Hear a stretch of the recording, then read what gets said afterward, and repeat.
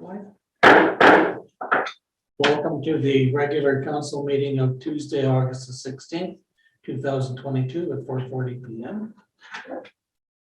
We acknowledge that the town of Clerk Lake is located in the traditional territories of the Cree and Algonquin peoples and other indigenous peoples whose presence continue to enrich our vibrant community today.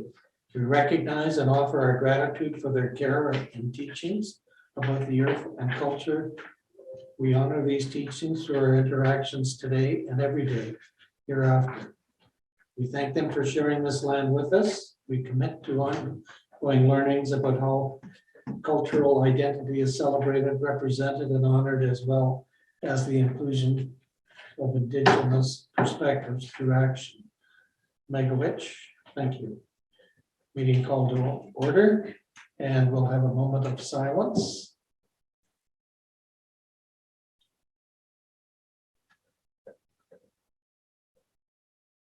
Approval of the agenda.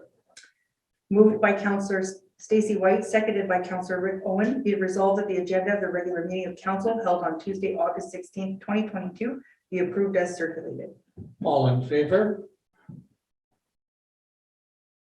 Motion carried.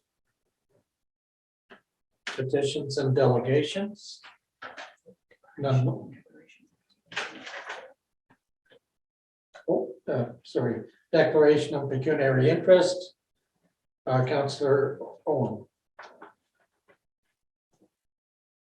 I, Rick Owen, am declaring direct, deemed, or indirect pecuniary interest on the agenda of the meeting dated August 16, 2022. Open meeting. Agenda item number 8.2, bylaw 22-059. Agenda title, being a bylaw to establish a schedule of salaries. It is a deemed pecuniary interest as my son Brian is involved. The nature of my interest is as follows. My son was water department foreman during the time period covered by this bylaw. Duly noted. Petitions and delegations? None noted. Acceptance of minutes and recommendations.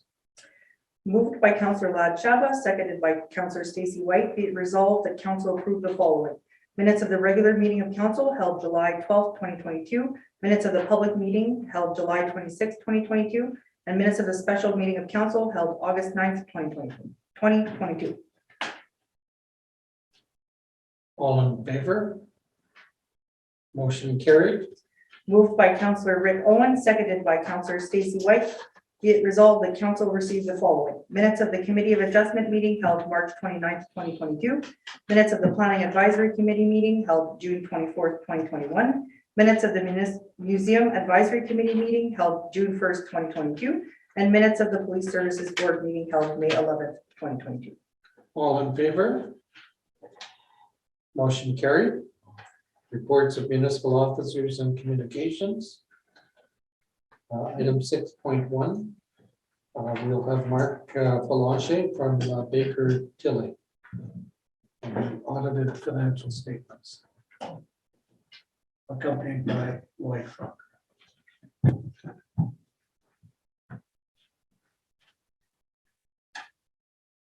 Mr. Belanger is joining us electronically, is available on your screens.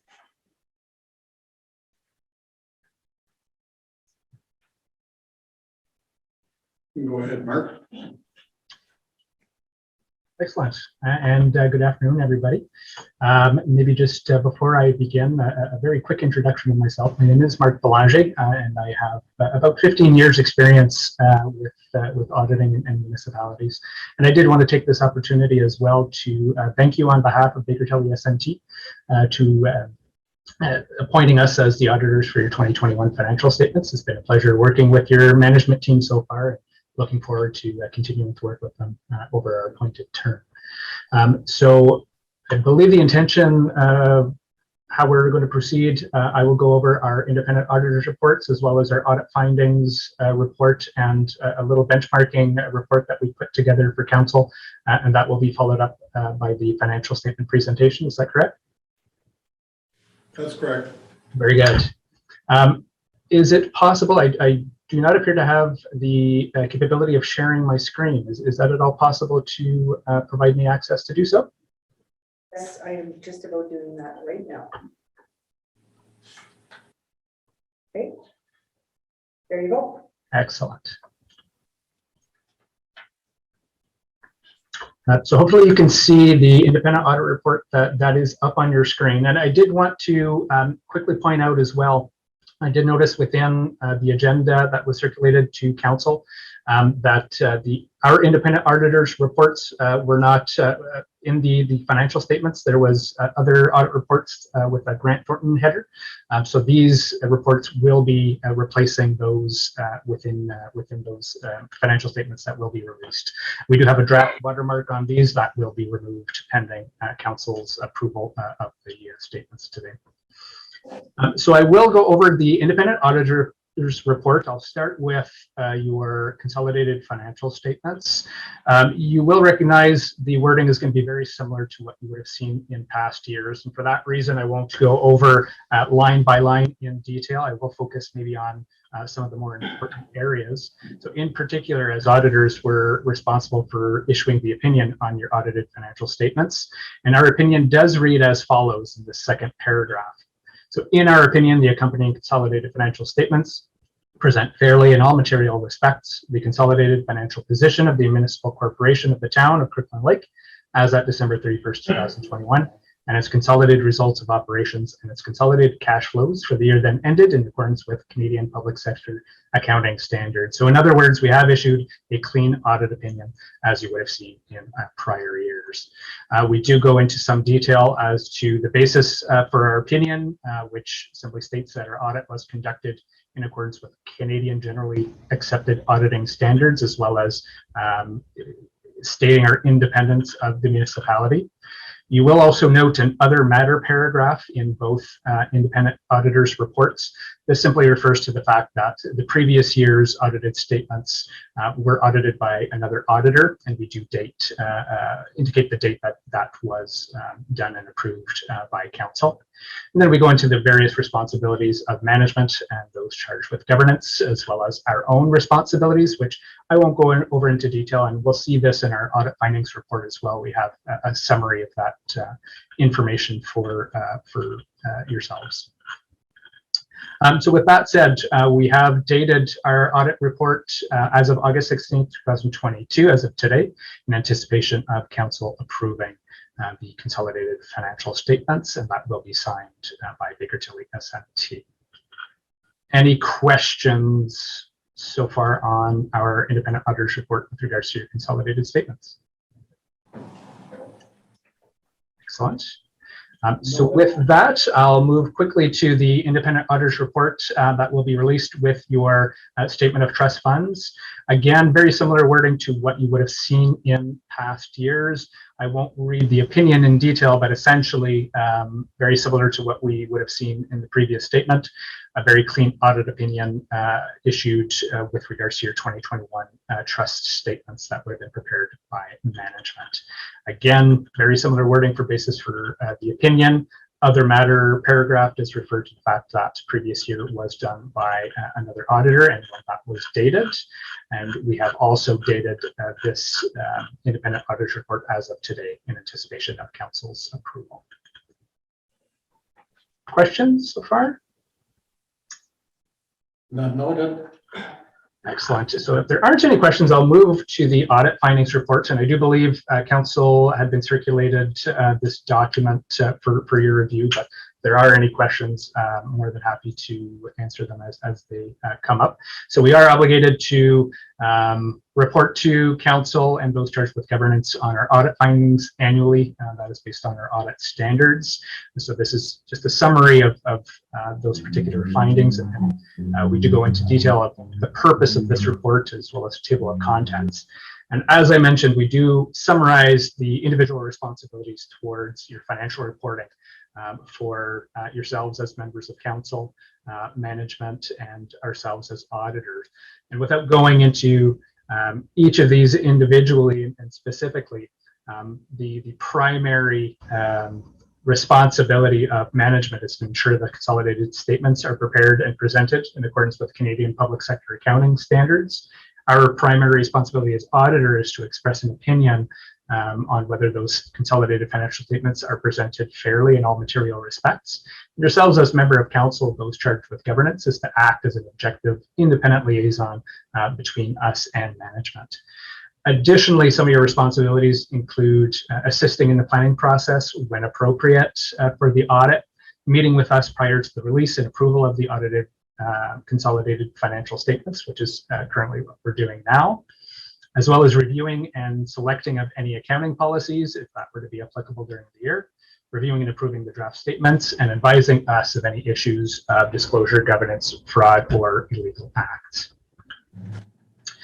Very quickly, just on what our audit process looks like, broken down into 4 primary categories, essentially just an initial planning where we gather some information to then develop the audit plan based on that, that information that we take into account, executing the audit plan, and then finally reporting and assessing on the performance of that, which again is currently what we're doing now with council.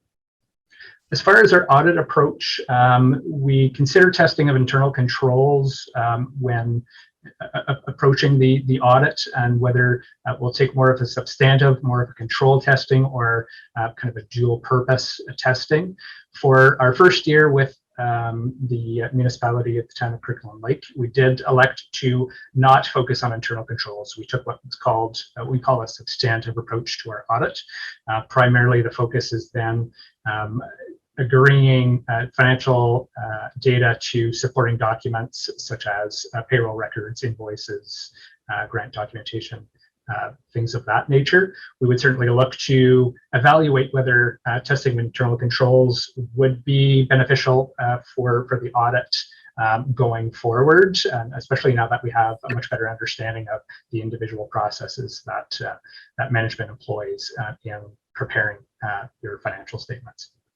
As far as audit risks and results, there weren't any significant audit risks that we've identified to bring to your attention. So we do evaluate certain areas in particular on whether that is high or significant risk. Nothing here that we believe we need to bring up within this meeting. As far as significant findings from the audit opinion I addressed slightly earlier. So essentially we issued both independent auditors reports without modification, so clean audit opinions. No new accounting policies adopted during the year, so nothing to discuss there.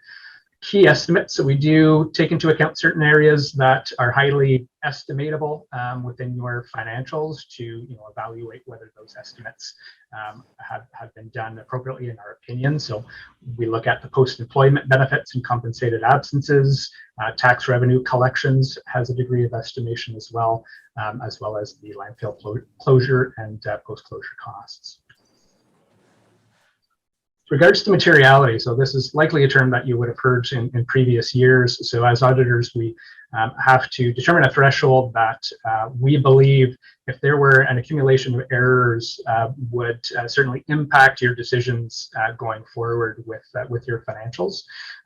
Essentially, we base that typically off of consolidated expenses for our municipal audits, that being 31.3 million for 2021 for your municipality.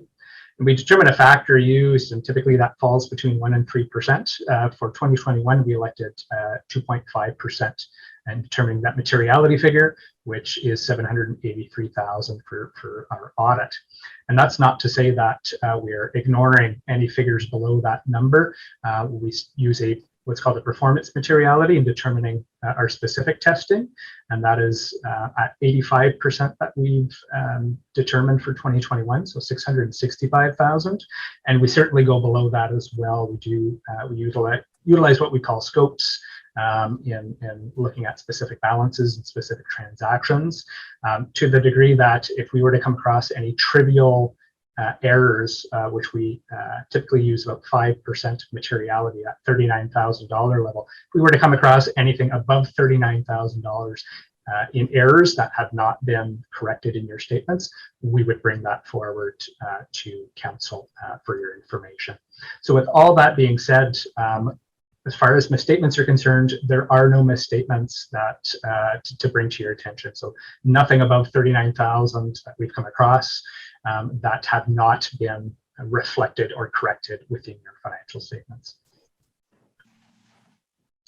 With regards to independence, so annually we are required under our standards to declare that we are independent of the municipality, both as our firm, Baker Tilly SMT, as well as any of the audit team members. So I am confirming that we are independent of the municipality.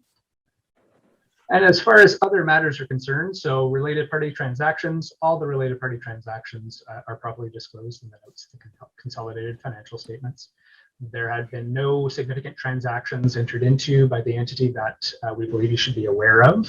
There were no significant matters arising from the audit discussed with management and no disagreements.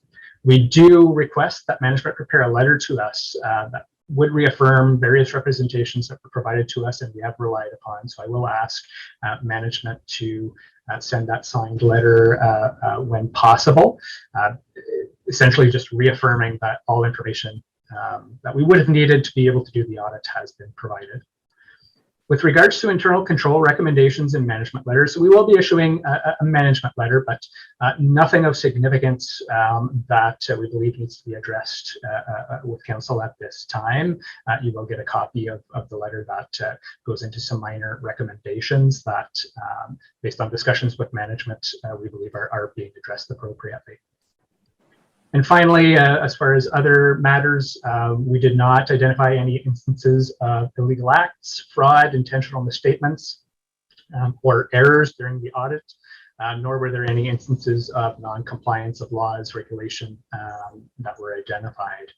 Now, I typically take this opportunity to ask of council. So because we are responsible for the audited financial statements all the way up to today, we have not come across any of those other matters, but is there anything that council believes necessary to inform us of at this time? So hearing none, I will move on. So in conclusion, we will release the independent auditor's report once we've received the signed management representation letter, completing our discussion with council, as well as a receipt of evidence that council has approved the consolidated financial statements. So with that being said, before moving on to my benchmarking piece of my presentation, I do want to take the opportunity to thank the management team for the audit.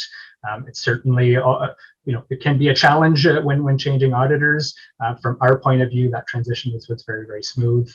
Like I said, we had great pleasure working with your management team in auditing the 2021 financial statements. Any questions or comments before my last piece of the presentation?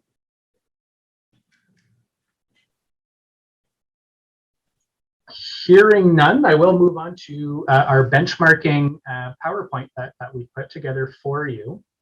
And again, I believe this has been circulated to council for your information. And essentially all this is just some ratios that we like to put together, benchmarking your municipality with other neighboring municipalities, just to give a sense of maybe where you're sitting, generate some potential discussion on what processes could maybe be looked at as far as improving some of the ratios, or maybe identifying the ratios that are significantly positive and what's been doing well.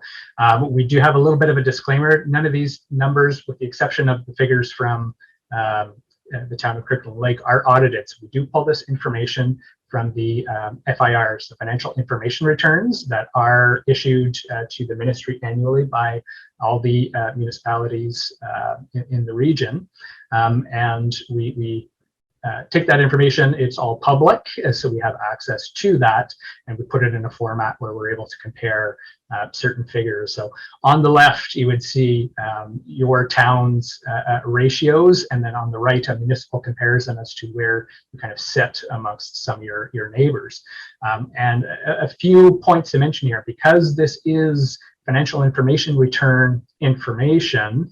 Not all municipalities maybe fill out every schedule the same way, so should be taken with somewhat of a grain of salt, but it would give a general sense of where things stand, as well as you will notice in the top right-hand corner, this is referred to 2020. So because it's financial information return information, a lot of that information is not available maybe at this time for 2021. So we do elect to show kind of 2020 on the right, but the trend analysis of your town on the left does take into account your 2021 figures. So here we see the tax arrears ratio, and essentially this is calculated with taking your taxes receivable less the allowance over the percentage of your taxes levied. And we do indicate as well the risk levels that the ministry prescribes or their assessment of what the various risk levels would be. And if we were to look on the far right with Curriculum Lake, for 2020, that percentage was about 15.83%. And technically the ministry does view that as a higher risk. And we do see, on the left that trend of about 15–16% is very similar for 2021. But I do feel it important to note that for 2021, there was also an adjustment to your allowance for uncollectible taxes. And because of that adjustment, so there was an adjustment of about $400,000 based off of what we saw being collected and property values and what have you. So because of that adjustment, and that there's a high degree of estimation to that, that percentage is a little bit higher because of that. Had we not elected for that adjustment, would be the town would likely be under that 15% ratio. So we have seen improvements in tax collection, at least in 2021, and we'll evaluate that as well for 2022 and onwards. The second slide, we have net financial assets as a percentage of revenue. So in the case of the town, you are in a net debt position, and that's why we have negative numbers. But again, if we were to kind of look at the risk levels that the ministry puts out, they do consider anything below a negative 50% as a low risk. And the town of Kirkland Lake does follow into that low risk category. For 2020, that was a minus 47%, and even better for 2021, that's improved to minus 33%. So in this particular case, a positive trend is noted from 2017 through to 2021. So and basically what this tells us is a higher net financial asset would indicate just an ability to fund, future projects internally and things of that nature. Wouldn't account for certain things such as how you're financing those projects, whether it's through grants or whether it's utilizing reserves, things of that nature. But we do see a positive trend in this regard. Total reserves ratio. So we do show reserves as a percentage of operating expenses. And again, if we were to look at Kirkland Lake, so for 2020, the town kind of fell into a moderate risk level at 18.8%, but that has jumped significantly in 2021. So there has been a big investment into the town's reserves in 2021. And a lot of that might just be from moving general operating funds into the reserves, which we observed in 2021, but certainly an improvement in this risk category as well going forward. And then finally, the cash ratio simply states that what cash you have available to cover your short-term liabilities. So in your case, your accounts payable. So very easy to see it at 397%, well above what the ministry believes is a low risk. So anything above 10% is perceived as low risk. So you certainly have cash available to be able to pay off your short-term liabilities. Very, very important to note that this is to cover that short-term liability, but definitely well into the low risk level with that regard. That is essentially all we've put together in this particular presentation. As mentioned, I'd be happy to address any comments or any questions.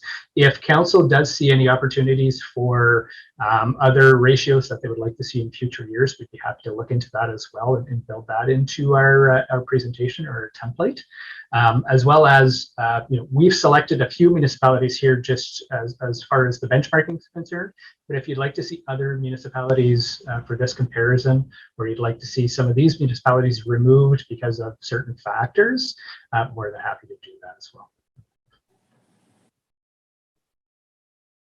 Mark, I think this is the first time we've seen our comparable ratios to other municipalities, so it certainly gives us an idea of what we have to work on and where we stand in the industry.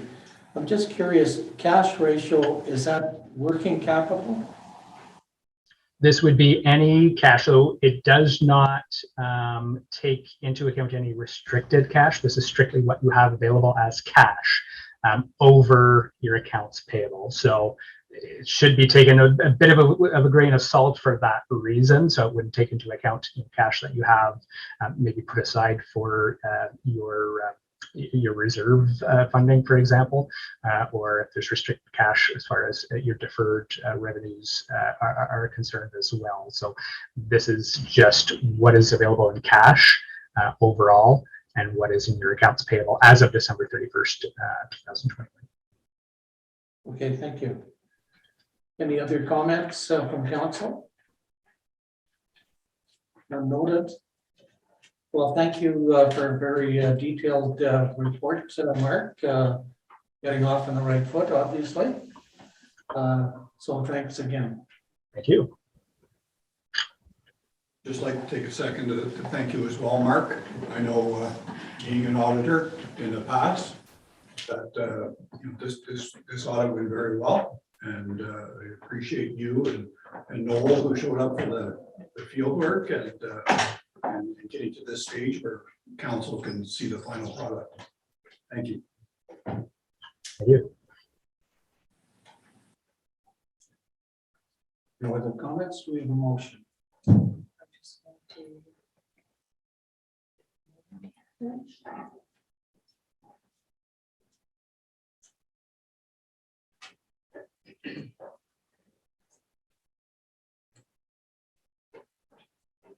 Sorry.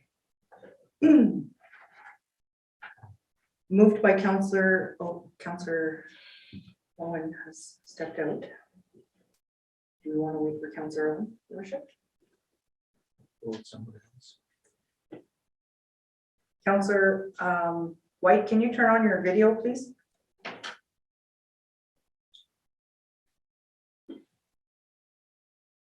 Thank you.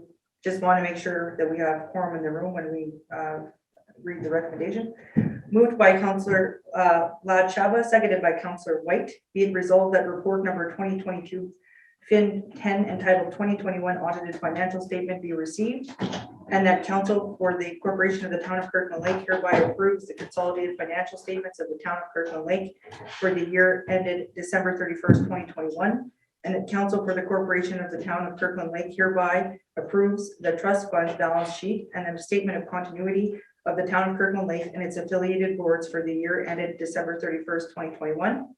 And finally, that council hereby authorizes the treasurer to distribute the audited financial statements as required by section 295 of the Municipal Act 2001. All in favor? Motion carried.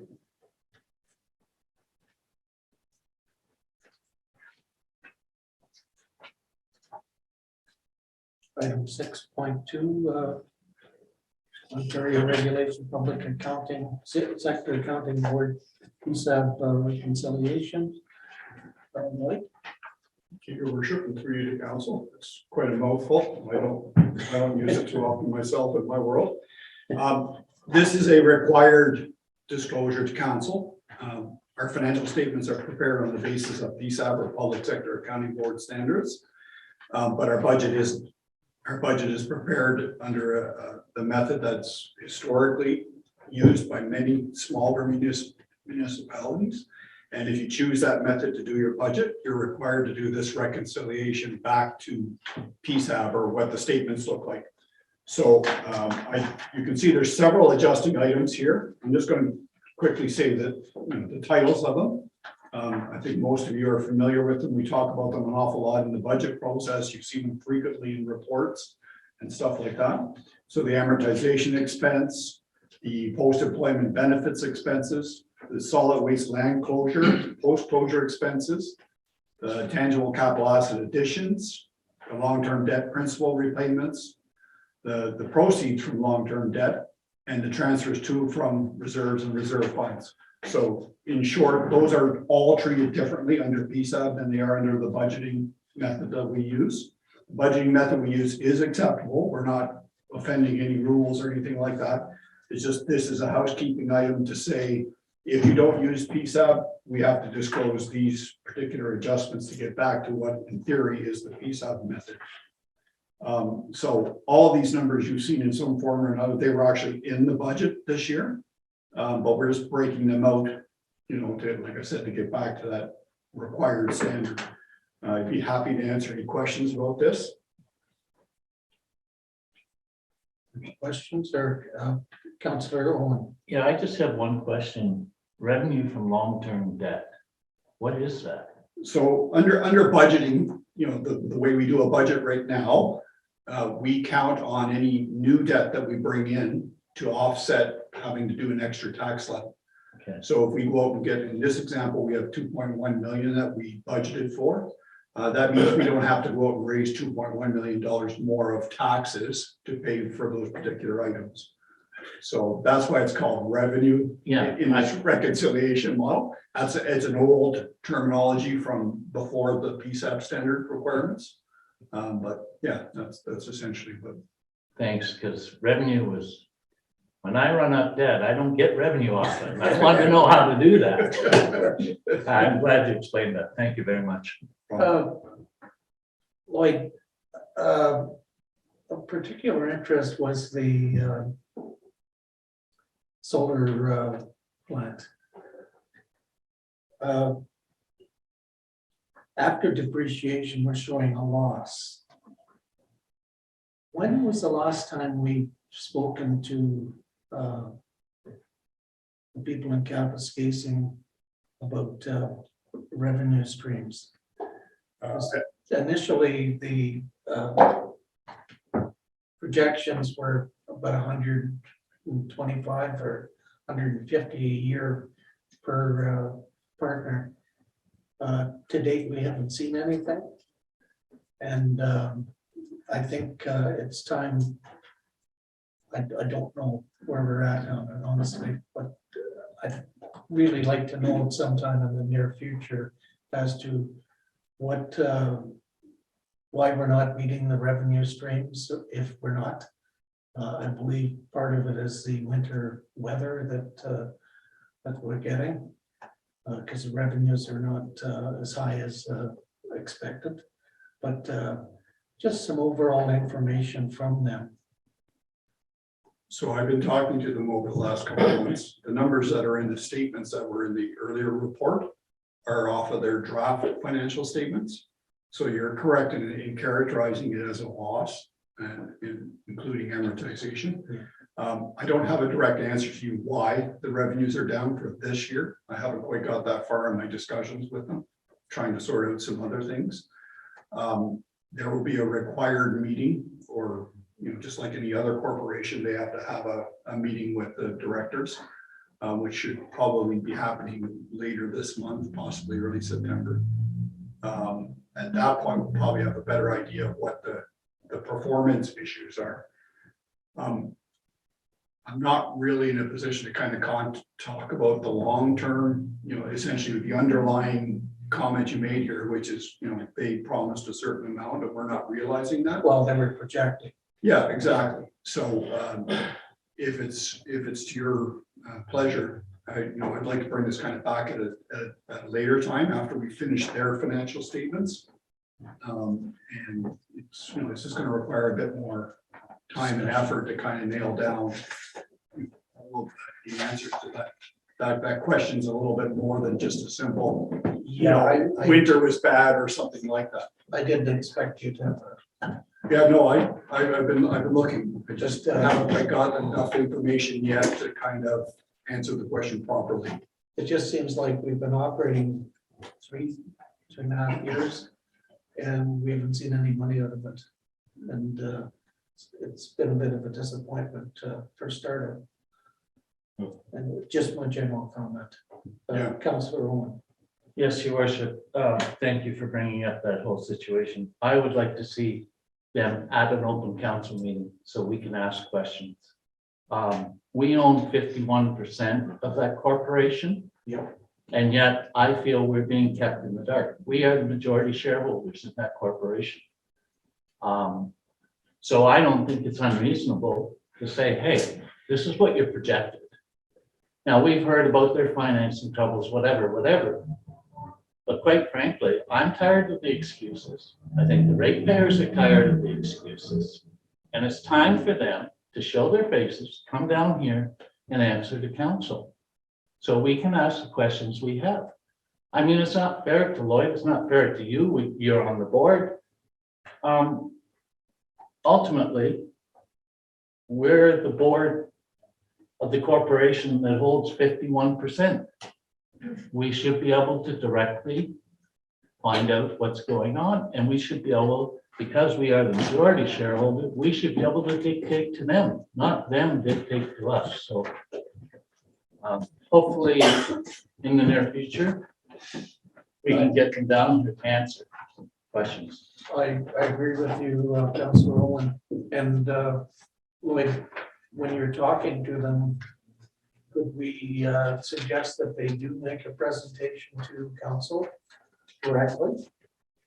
We haven't seen them for several months. I can't remember how far COVID has come into the question, but request an appearance in front of council. Yeah, I can absolutely do that. I'll know before the next meeting what kind of timelines are available. I think that, my guess is they will be available.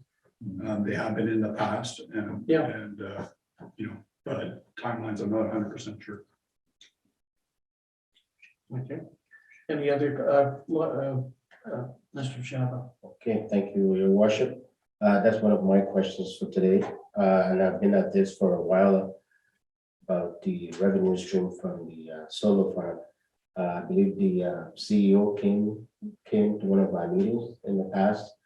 And I didn't get anything out of that meeting except for the fact that he indicated that they were paying taxes to the municipality for those sites. And that's correct. Other than that, there's nothing really coming to the municipality. So I wasn't here when the contract was signed by the municipality. Do we have access to that contract so that at least we can educate ourselves as to the nature of the contract and then see what we can learn from it? And is it something that council member could have access to so that at least we're up to speed on the contractual agreement between the municipality and the solar farm organization? Yeah, I have a copy of the contract. I'm waiting for them to give me I'll call it a proper copy, not just a scanned copy, notarized copy, which is kind of like normal for our records. And I'd be happy to bring it to council as soon as I have it. And it'll probably be part of what we do when we report on the financial statements for 2021. Yeah, one of the requirements in the contract with the lender was that the borrower, us and CAP, maintain in advance 1 year's principal of payments. I believe we're over that now. we approved the amortization. So we need an update as to what's really going on. Yeah, like I said, I'm kind of partway through that process. Yeah. It's certainly front and center in my pile of work at my desk to get to, and you know, like I said, I have some questions out with them right now, which I'm expecting answered very soon. And at that point, they will actually have financial statements for you guys to look at, formal ones, not just the schedules that you see in our statements, but proper statements for Kale Solar by itself. And that's probably the ideal time to kind of address some of the concerns and issues you brought up here today. Yeah, I think as Councillor Owen had mentioned, they seem to control what's happening with the corporation. Timely reporting is definitely not there. And that's one of the issues. We don't know where we're at. So I appreciate the fact that we have been in contact with them, and we'll follow this up. Thank you. Any other comments? Can we comment on anything on this? On this, certainly. Oh, okay. This is just my education. And on my page here, 56 of 289, contribution item number 4, contribution to non-consolidated joint local boards. And we have the District of Temiskaming Social Services, the DSAB, and the Health Unit. I'm just wondering, how did they get to that percentage? I see one is 19%, the other one is 26%. Is it based on population, or what was the criteria used for that? I thought it'd be the same. I don't know. It is population. You know, we're third or fourth, I think, from the top as a percentage. But it is a population thing. Now they have different catchment or coverage areas. So the health unit. I'm sorry to interrupt, but I am having no luck hearing any of the speakers at this point. It's just a low mumble. If people wouldn't mind projecting, if I can't hear it, probably others can't that are following along as well. So sorry for interrupting. Thank you. I'll speak louder. I am, I'll turn on my father voice from years ago. Anyways, it is based on population, both of those percentages. They have different coverage areas, so it's not necessarily the same communities being covered by DSAB and by the health unit, so that's why there'll be a difference in percentages. So, you know, the DSAB area, I believe, is a little bit smaller than the health unit area. But it is purely based on population. So we have, you know, they just add up all the populations and we take our percentage of it, and that's how much we're responsible for covering their budget. Yeah, there's only a slight difference. And with Temiskaming Shores amalgamation, they have a little larger population than Kirkland Lake area.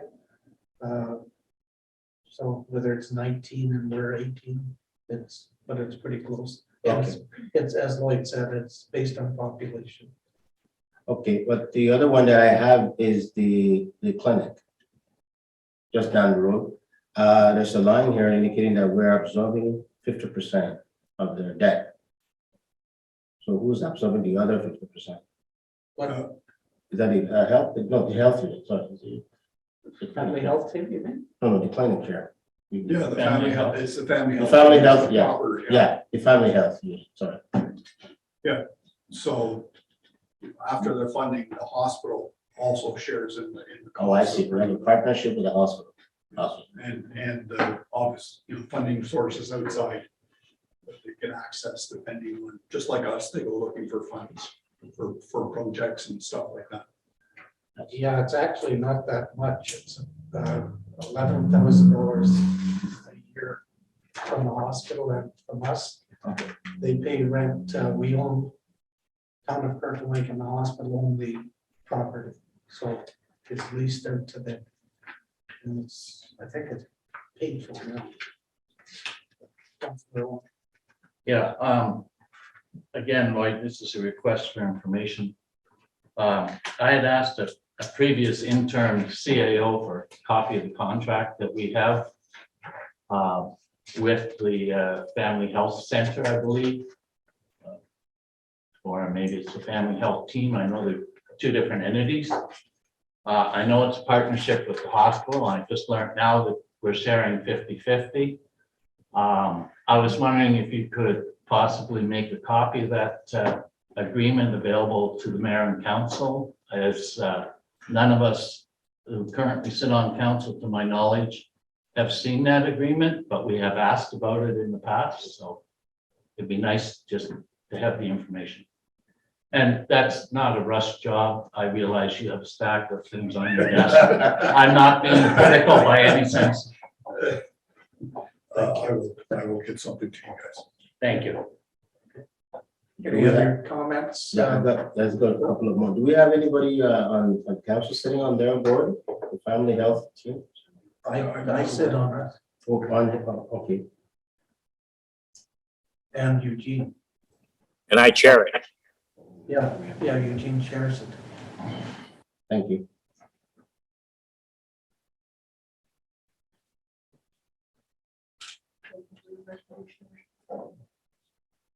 Moved by Councillor Rick Owen, seconded by Councillor Eugene Ivanov. Be resolved that report number 2022 FIN 011 entitled Ontario Regulation 28409 Public Sector Accounting Board PSAB reconciliation be received. All in favor? Motion carried. Item 6.3. NOHFC opportunities, Bonnie Sackrader, Director of Community Services. Welcome, Bonnie.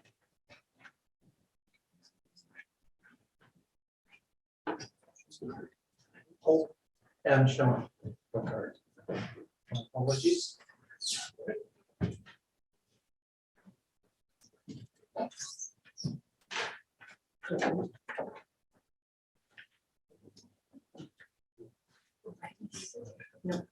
Oh, thanks.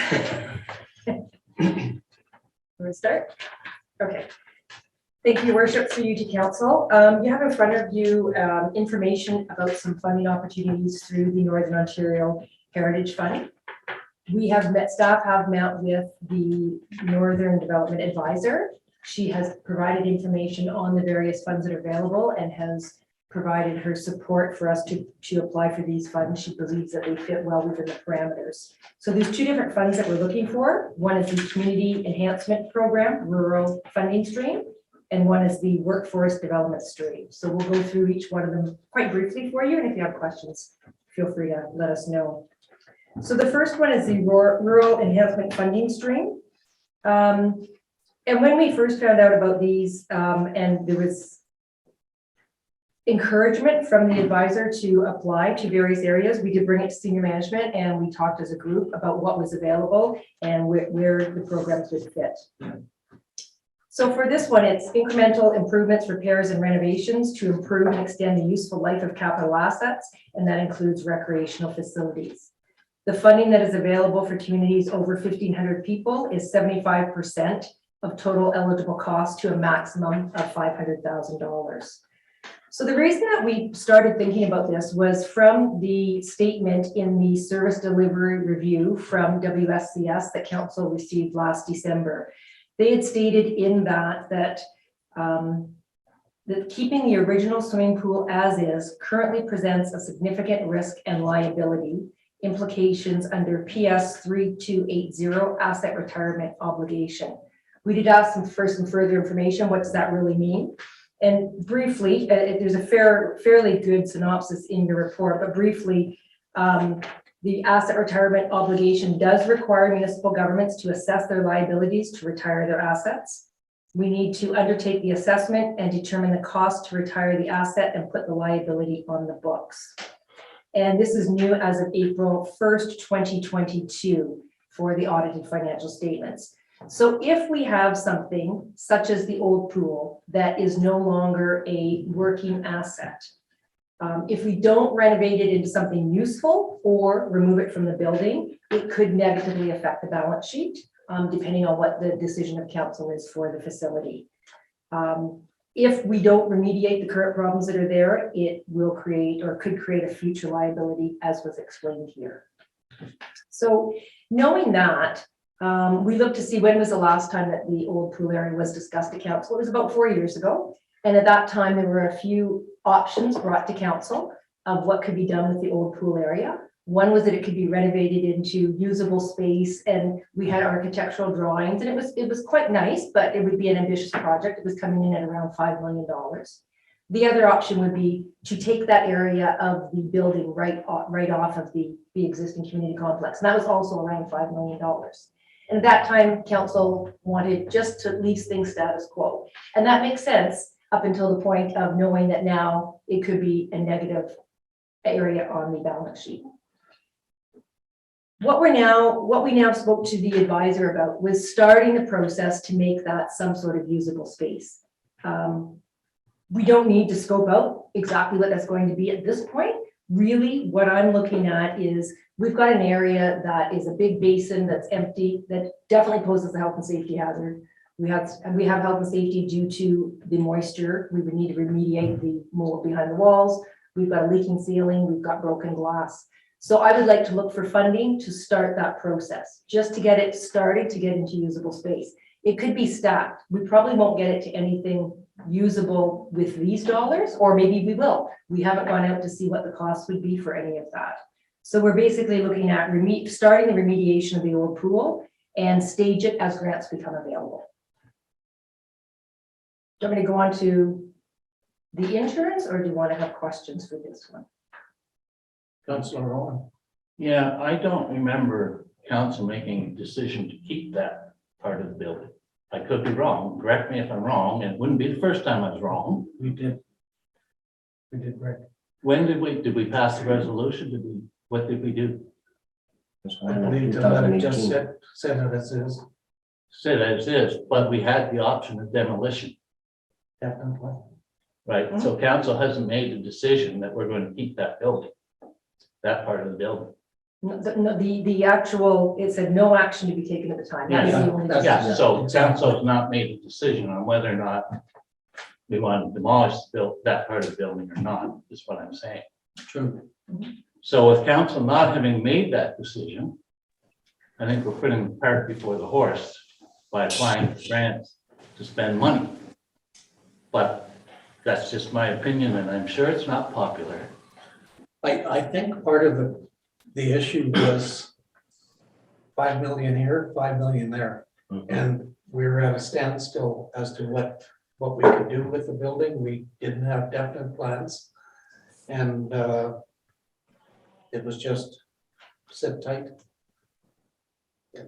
Councillor Aguilar.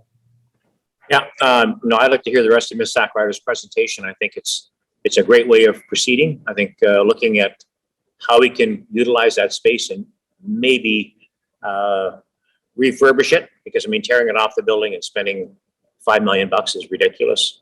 When you have that space sitting there and you spend the same amount of money and maybe relocate some other town facility into that same space, or utilize it for something that makes some sense. So I'd like to hear the rest of her presentation, if you don't mind. Thank you.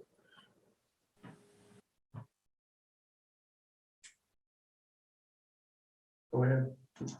Thank you, Your Worship. I didn't know if Councillor White had a question, if you wanted to bring that in now, or would you like me to proceed? White.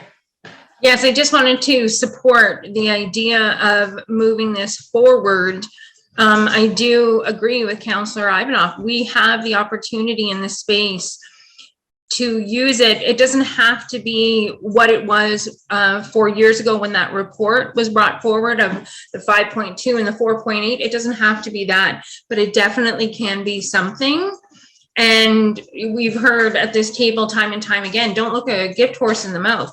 If we're getting 75% funding, we'd be foolish, because it's going to come back on us anyway to do something about this area. So I support Bonnie's recommendation today on this issue. Yeah, basically, I agree.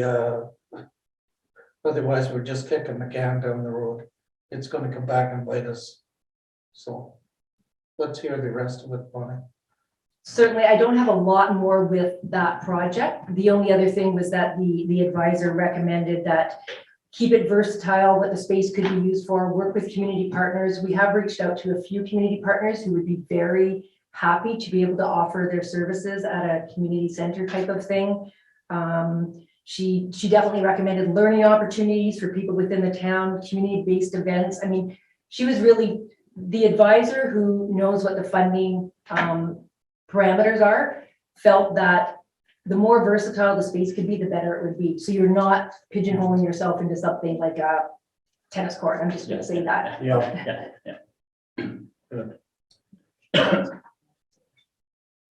Councillor Ivanov? Could make a great museum. Next. I think we'll have a good yard sale there once in a while. Your Worship, Councillor I'd like to see a motion that council supports or made the decision to keep the building and not demolish it. I think that needs to be put on record.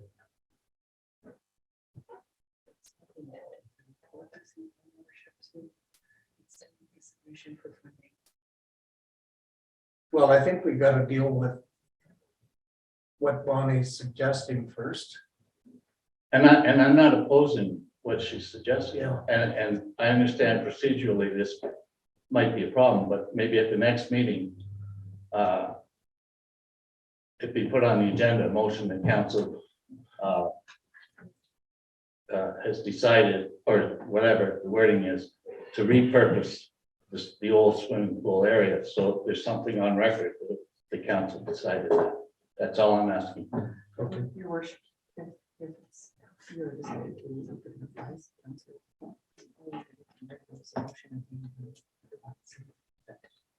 Yeah, you can bring forward that motion. Okay. So in the form of a notice of motion at the end of this meeting, you can bring forward a notice of motion and then, Okay. okay? No, I got to figure it out. We'll move on to the insurance. So in your report, there are two different options for insurance that are listed. The municipality can have two at one time and they don't compete against each other. So it's not, it is in our best interest to utilize both at the same time. Right now for the interim positions, they are for 52 weeks. Municipalities can have a conditional contribution of up to 90% of the insurance salary and their mandatory employment, what's a MERC? Yeah. The cost are associated with having an employee up to 35,000. So I'll turn it over to my colleague, Sean, and he will speak to the finance clerk. So the first intern we were looking for was a finance clerk. In 2020, council had approved one late in the year due to quite a bit of turnover in the senior treasury positions, all of them in 2021. We were not able to fill that intern position and it expired. So we are looking to reapply. Most of the duties will be to help with the asset management plan. A few weeks ago, we approved the phase two or phase three of the asset management plan. Phase 3 is due in 2024 and will include all the other assets. The first one is core assets. So there's a lot of information that needs to be input into the database, including part of 2021 and 2022 items that have come up. The Treasury Department also has some other items that they would like to use the intern to work on projects such as digitization of documents. We are looking at digitizing our payroll invoices and all and that kind of thing. And I think just with having a fairly new treasury staff, this will help move a lot of these projects along. Certainly, when we talked about and the requirement of the asset management plan, requirement by each community having one, we had no idea how we were going to fund it and whatnot. So this is a great opportunity to help us along the way. The second interim position is a Parks and Recreation Facility Operator / lead hand. So right now, we are currently budgeting for 6 months of the year for a seasonal operator. So they basically add to the mix when we are in our winter ice season. We also budget for about 13 weeks of backfill for our custodian. We used to have a casual position. The casual custodian has now moved into a full-time position. In terms of trying to obtain people that have the right qualifications for these positions, we're really struggling. So we know that if we were able to provide full-time employment, if we combined the two of them together, we would be much more likely to find the right person for that position. As well, what we'd like to do is really do some skill enhancement and to do a bit of a lead hand position where this person would be responsible for a small area. And they would definitely learn some extra skills, and that would help with their career development. The nice thing about this is that there's not a real big dollar value for the corporation. So we're already budgeting about $50,000 for those two in every year. If we were to apply for this and receive the intern funding, you'd actually see a savings in year one. So in year one, you'd save about $27,000 because we wouldn't have to pay the full 50.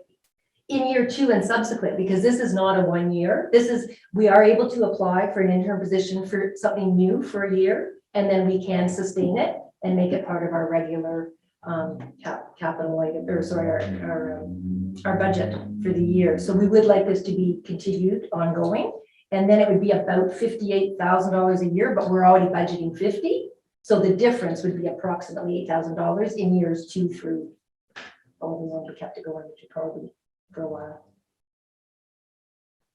So you've got 3 different things there that we're asking you to look at: 2 intern positions and one, let's get the right naming of it, community enhancement program. What? Yeah, just want to go back to the first one, which is the pool, the old pool, please. Looking at the motion that was passed on August 21st, 2018, that was motion was moved by Councilor Don Morgan, seconded by Councilor Talley. And I take it that, I mean, that motion is very clear that we did receive an architectural design for that old pool, but no action was taken beyond that. Correct. So, I mean, are we going to, moving forward, move forward tonight, are we going to base that on that architectural design, or you want to go back there and get an update, or what was, can you explain? I wouldn't think so. That architectural design that was done in 2018 was very specific for fitness type activities, and fitness meaning like gymnasium. It was a big gymnasium with a lot of secondary offices that could be used for professionals around the area. Change rooms were fully redeveloped. That's what the architects at the time suggested. I don't think we need to even scope it at that point yet. I think right now we just need to get the area remediated, see what, and then the next steps would be, okay, now what does council want to see this space used for? So I wouldn't think that the first steps would be an architect. Well, we evaluated that old area for structural needs. We have, so with that 2008 report, so it would be available online. There's a building condition assessment and a structural assessment. So those were all part of that presentation in 2018, along with an architectural presentation. Thank you. And that was all funded through, I believe, Ontario Trillium Foundation at the time, that we were able to get all that work done.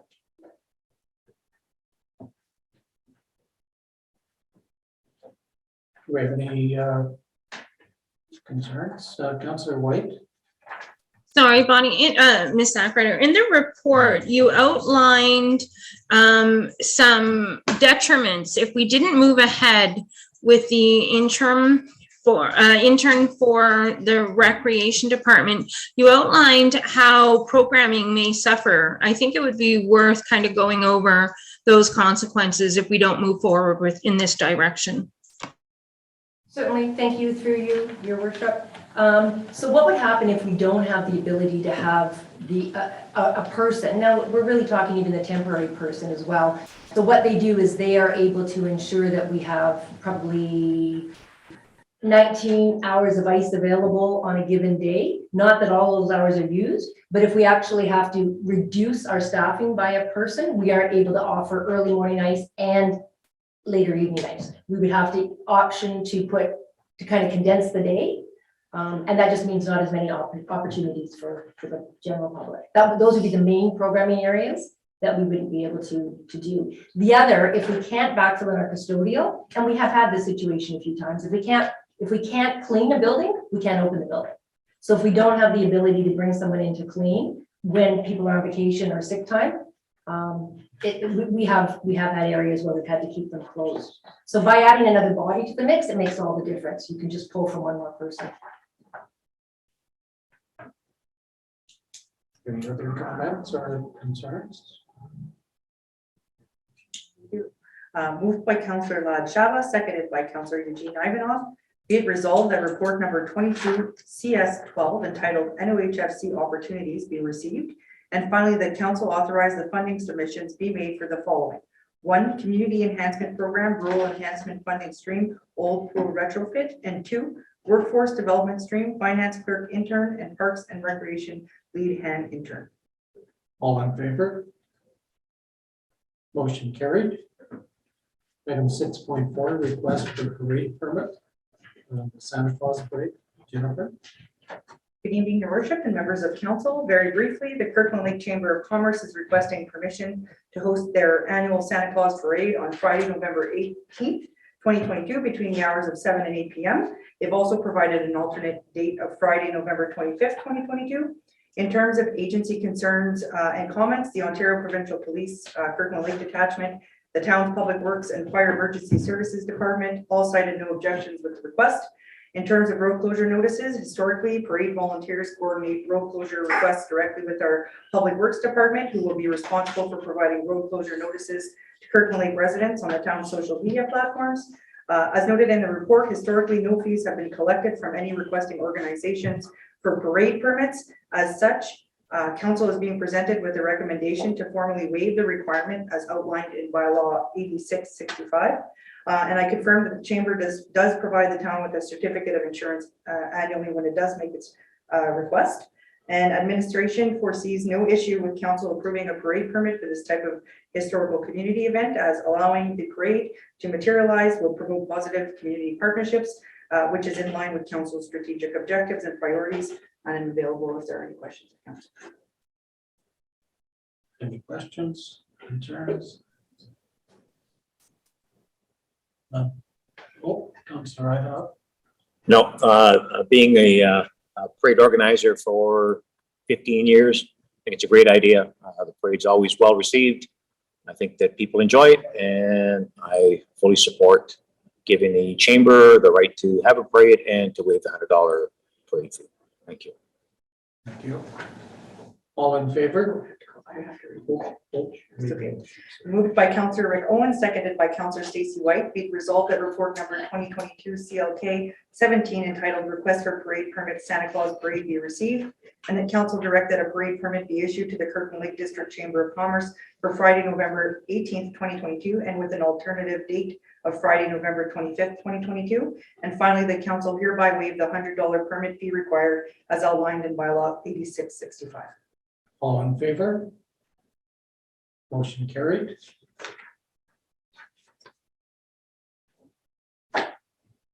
Item 6.5, proposed changes to the flagpole banner and announcement protocols policy. Jen? Thank you, Your Worship. As you will all recall that back in June, Councillor Adams brought a notice of motion for amendments to the town's existing flagpole banner and announcement protocols policy. As the existing policy was thought by council to be too restrictive for community groups to promote their community events through flag raisings and or proclamations with the town. Due to previous lack of flagpoles, observance etiquette, and human resources shortages, the public was provided with an alternative medium of either deputing directly to council or contacting a member of council directly to have them note their event under the reports from council heading on the council meeting agenda.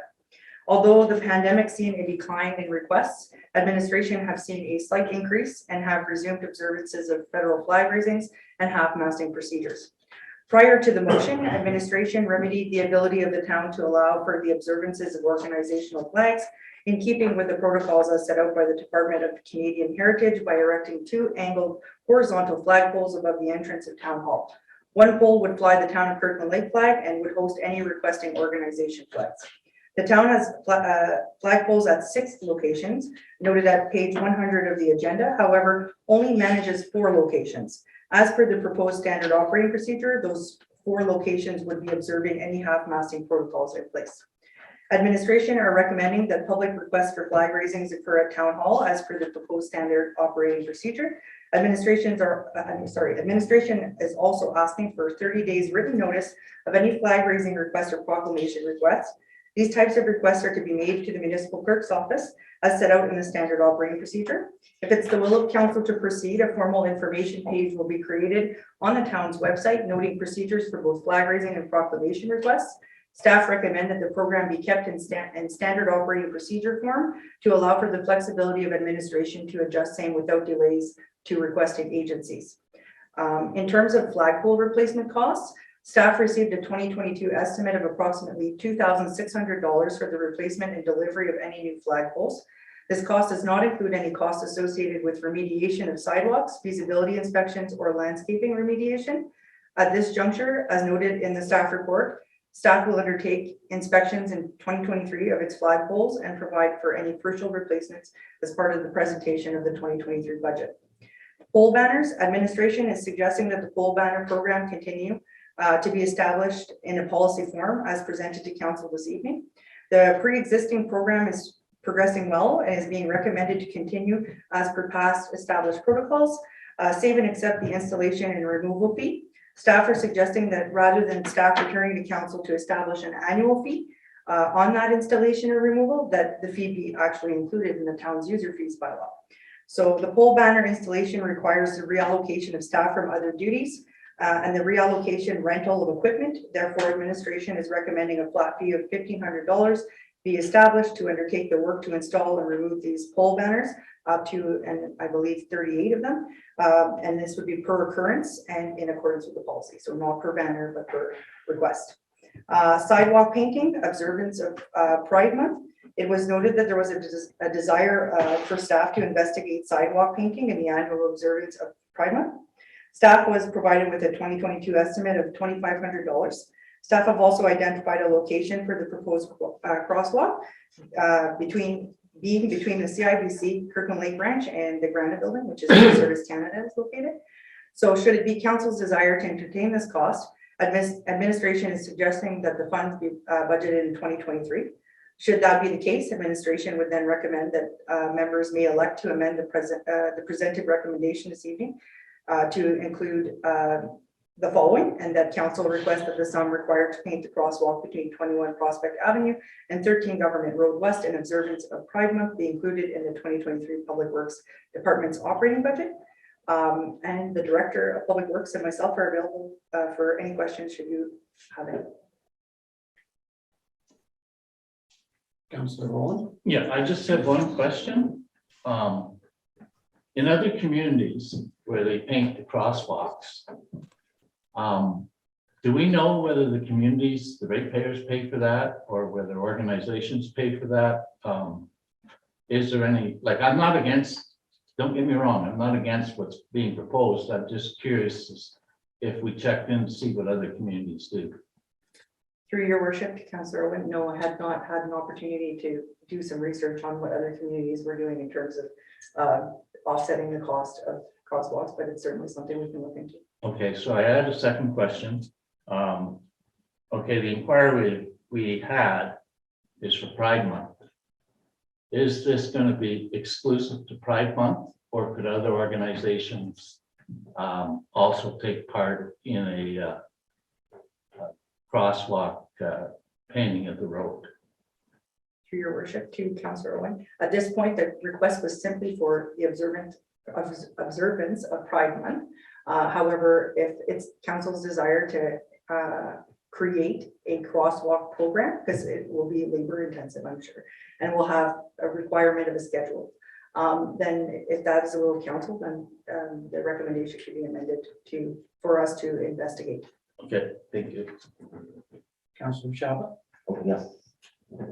Thank you, Your Worship. I'm in favor of this, but I have issues with the $1,500 pole banner installation and removal. That cost is pretty hefty. I'm thinking about small organizations that might want to celebrate a week, let's say community living or whatnot, and that might be a lot of money for them to shell out to do that. I mean, some organizations probably have a lot of money, but the others that may not. So I understand how you say you come up to that $1,500, but I just think that replacing one flag to another one, I don't know how much time that will really take, but that's a lot of money that I think that will be pretty onerous on some small organizations that we have in our community that like to celebrate their activity and request for their flag to be raised here.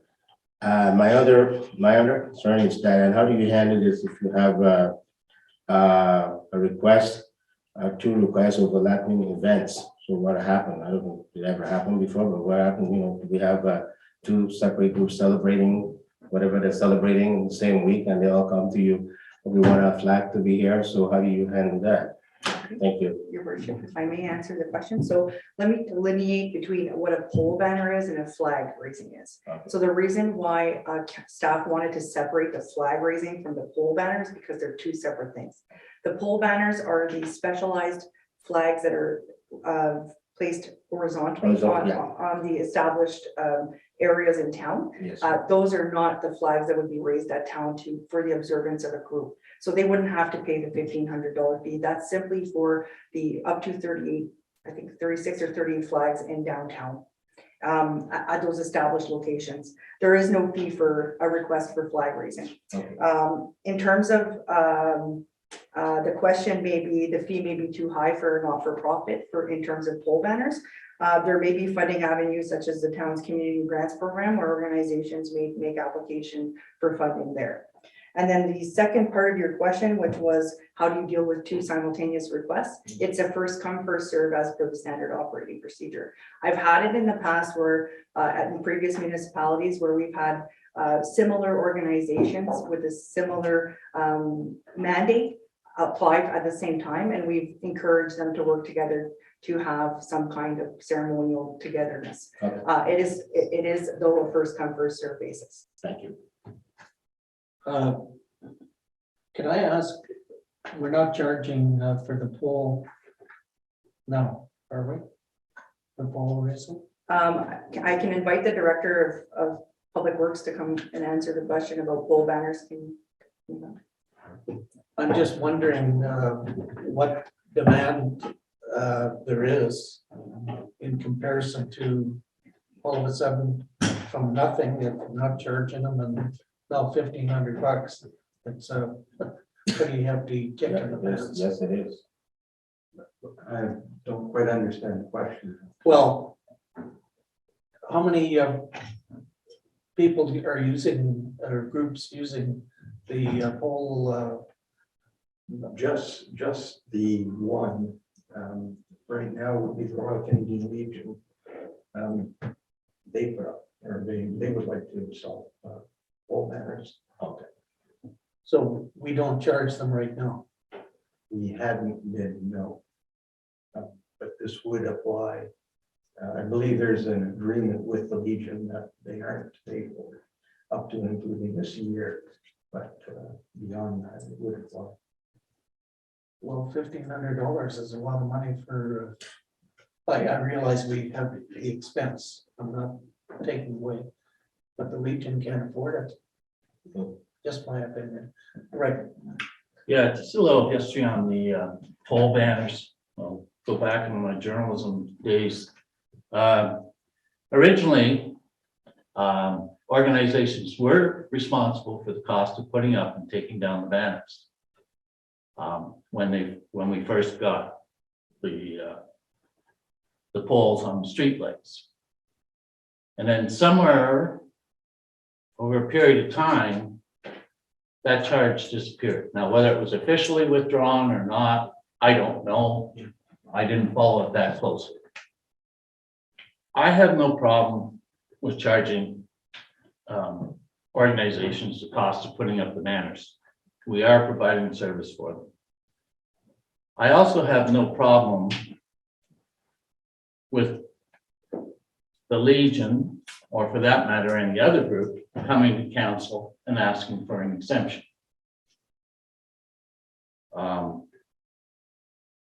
And council today could decide whether an exemption was warranted or not.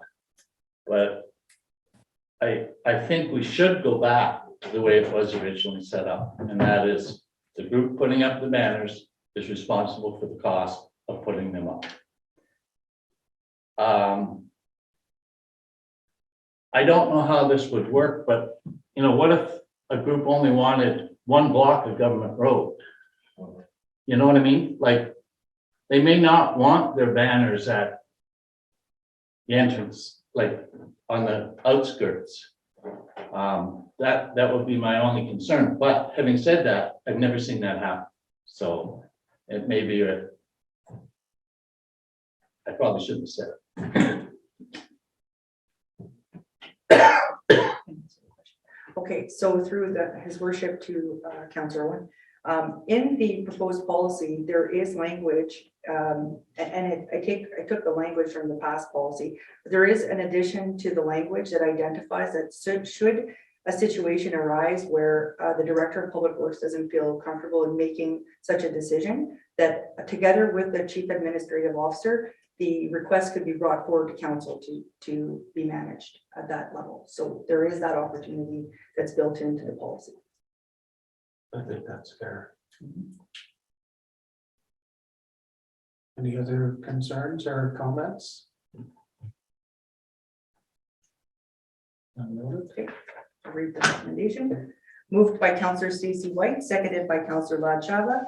Be it resolved that report number 22 CLK 18 entitled Proposed Changes to Flagpole Banner and Announcement Protocols Policy be received, and that council rescind Corp 2020-26 Flagpole Banner and Announcement Protocols Policy, and that council receive proclamations, flag raising requests, and notice of flag half-masting standard operating procedure, and that Corp 22006 pole banner program policy be presented for information purposes, and that Corp 2022-007 pole banner program policy be inserted into the corporate policy manual, and that council approve the establishment of the pole banner installation and removal fee of $1,500 per placement request as part of the town's user fees bylaw. And finally, that council direct that Schedule A of the town's user fees bylaw be amended to include the pole banner installation and removal fee, and the amendment be brought forward for 3 readings on September 6th, 2022. All in favor? Sorry, Yeah. Go ahead. thank you, Your Honor. Your Worship, that sidewalk wording, should this be the case, sorry, administration would then recommend that the presented recommendation be amended to include the following language, and that council requests the sum repair to paint the sidewalk between 21 Prospect Avenue and 13 Government Road West in observant of Pride Month be included in the 2023 Public Works Department operating budget. Are we adding that today? Your worship, through you to Councillor White, it's the desire, if it's the desire of council to do so, now would be the time before the call of the vote. You'd need a mover and a seconder for the amendment. I would move. Would anybody second that? I will second it. So there's a motion on the floor to amend the main motion and to add, and that council requests that the sum required to paint the crosswalk between 21 Prospect Avenue and 13 Government Road West in observance of Pride Month be included in the 2023 Public Works Department's operating budget. Can you call the vote for the amendment? Okay. Just for the amendment. I'm calling the vote for the amendment. All in favor? Motion carried. Okay, can you call the vote for the For the original motion, all in favor? Motion carried. thank you. Thank you.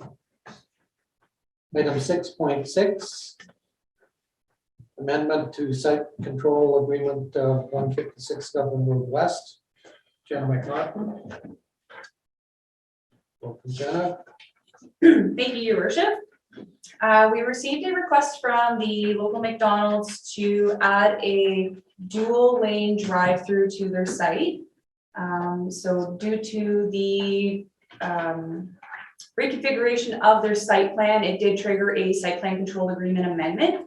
I did meet with our planning advisory committee to go through everything. Everything checks out under the zoning bylaw, and the planning advisory committee reviewed the proposal and made the recommendation that we do look at approving this amendment.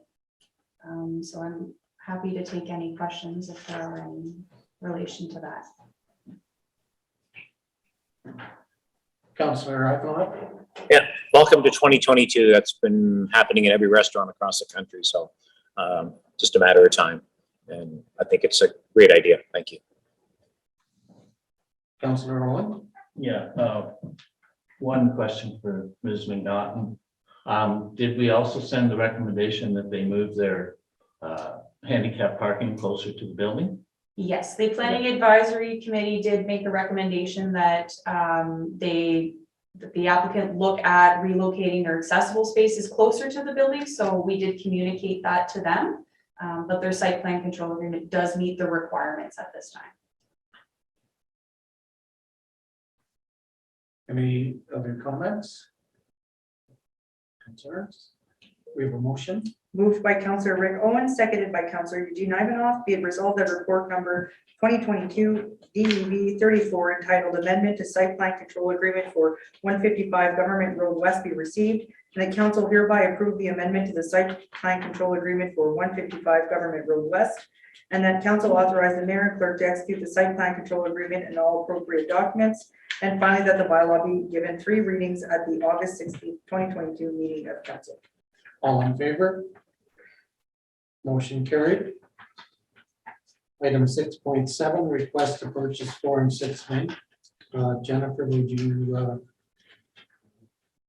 provide your recommendations? Yes, moved by Councillor Lad Chatwa, seconded by Councillor Rick Owen. Be it resolved that report number 2022 DEV 37 entitled Request to Purchase 4 and 6 Main Street be received, and the council approve the sale of 4 and 6 Main Street to Mr. George Hutchison for the amount of $16,000, and that council authorize the mayor and clerk to execute the offer to purchase and all appropriate sale documents as may be required. And finally, that council authorize the bylaw of the sale of the property be given 3 readings on September 6th, 2022.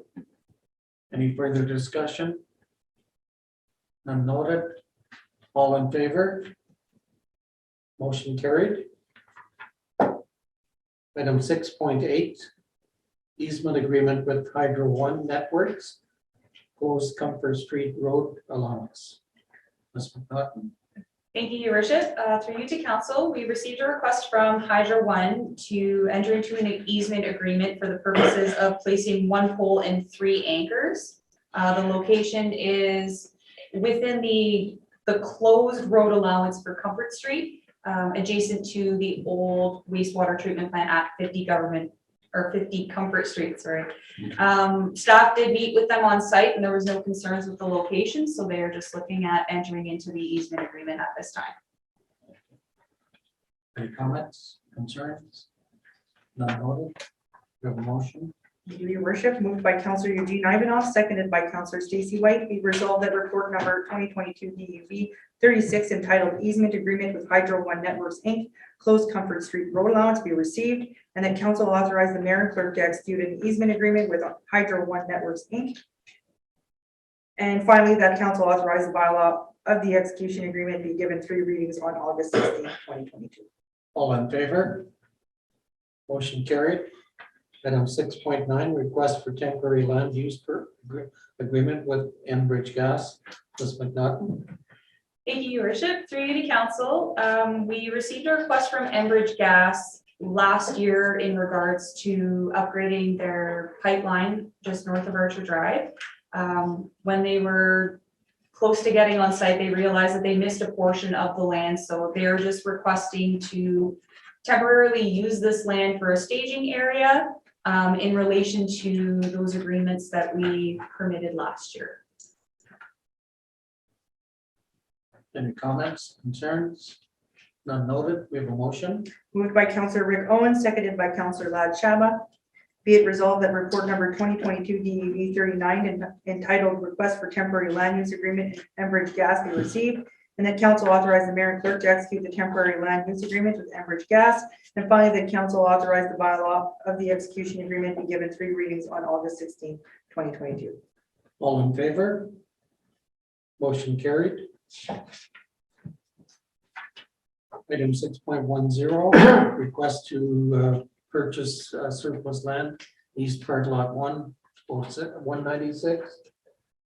Plan M158MB.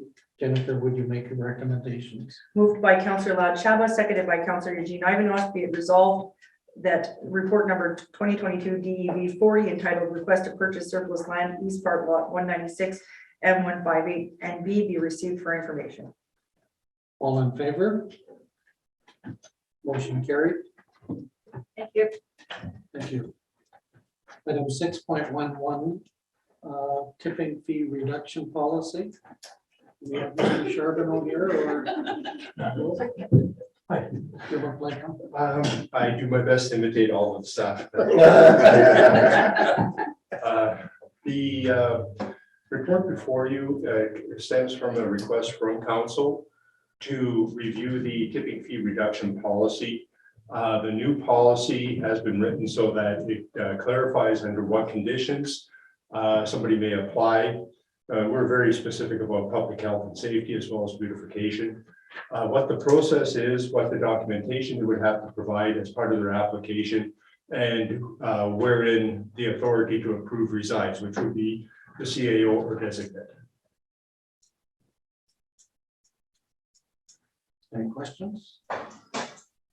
Please. Noted. We have Counselor White. Councilor White. Sorry, it's not so much a question as a statement. I just really support, of course, at all times, the notion of written instruction so that any member of the municipality can go online, look up the document and see what to expect when they're dealing with the corporation of the town of Kirkland Lake. And I just really appreciate that this gives clarity to what had come to us with no direction at the time. So I just really appreciate the level of transparency this document provides. Thank you, Ms. White. All in favor? I have to read the motion. Oh, sorry, read the motion. Okay, thank you. Moved by Counselor Lad Shaba, seconded by Counselor Eugene Ivanovich, be it resolved that report number 2022 DEV 041 entitled Tipping Fee Reduction Policy be received, and that council rescind DEV 2020-04 tipping fee policy, and that council approve DEV 2022-001 tipping fee reduction policy, and finally that DEV 2022-001 tipping fee reduction policy be inserted into the corporate policy manual. All in favor? Motion carried. Item 6.12, update to traffic options on Foss Lane. Jim Rowland, Director of Public Works. Thank you, Your Worship, through you to council. Earlier this year, I came before council to discuss safety concerns on Foss Lane. At that time, we were directed to seek input from the Temiskaming Health Unit and Temiskaming District Road Safety Coalition. We have since received a joint response from them. Their recommendation, their primary recommendation matches that of Public Works, which is to install proper signage to alert drivers to the reduced width of Foss Lane. They also went on to recommend additional measures such as yield signs on Foss Lane, reduced speed limit, and converting Foss Lane to a one-way street.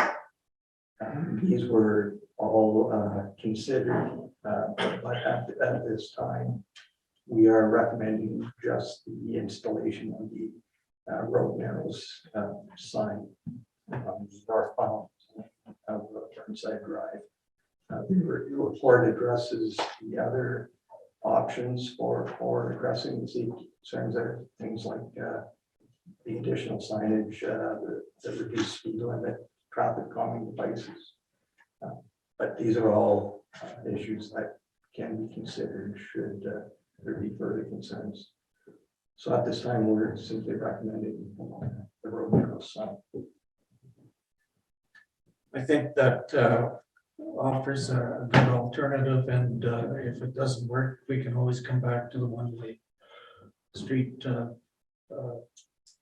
recommendation. Any other comments? Yeah, Councillor Shabbat? yeah, Jim, I know, when this came before, there was an instruction for you to go and talk to the health unit, which you did. Was it health unit or some other organization? I think you did. Now, did you talk to the people on that street as to what we're proposing or what you're bringing forward today? If that will at least they'll be happy with it? We did talk to the people on Fossil. So they may or they may not like this idea. Your worship. Pardon my interruption. Councillor White? Could Councillor Shaba please repeat his statements? I couldn't hear anything, sorry. Sorry, no, I asked if the director spoke to the people on that street about what's coming, this recommendation that's coming, to see if they're somewhat happy with it or not. And his response is, We didn't talk to people on Fox Lane. No.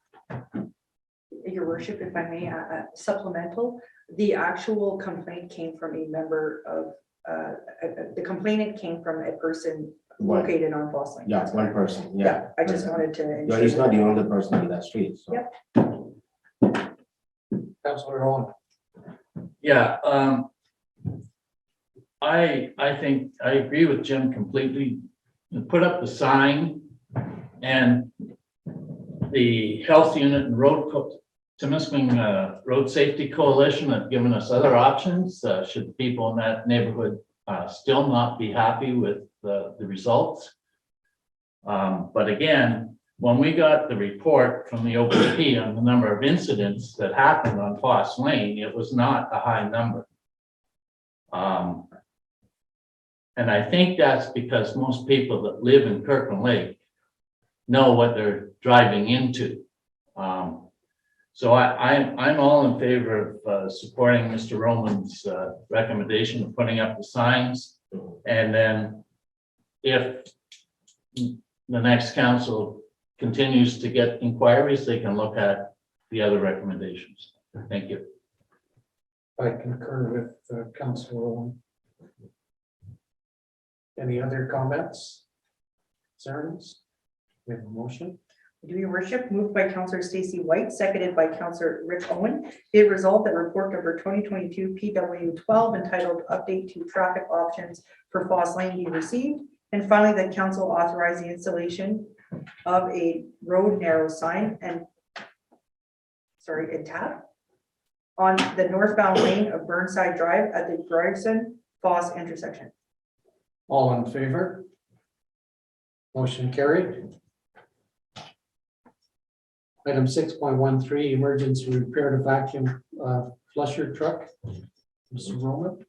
Thank you, your worship, through you to council. Our vacuum flusher truck is a vital piece of equipment for the works department. It uses a high pressure water and vacuum system for spot excavations and to daylight buried utilities and infrastructure. And it's also used for flushing storms and sanitary lines.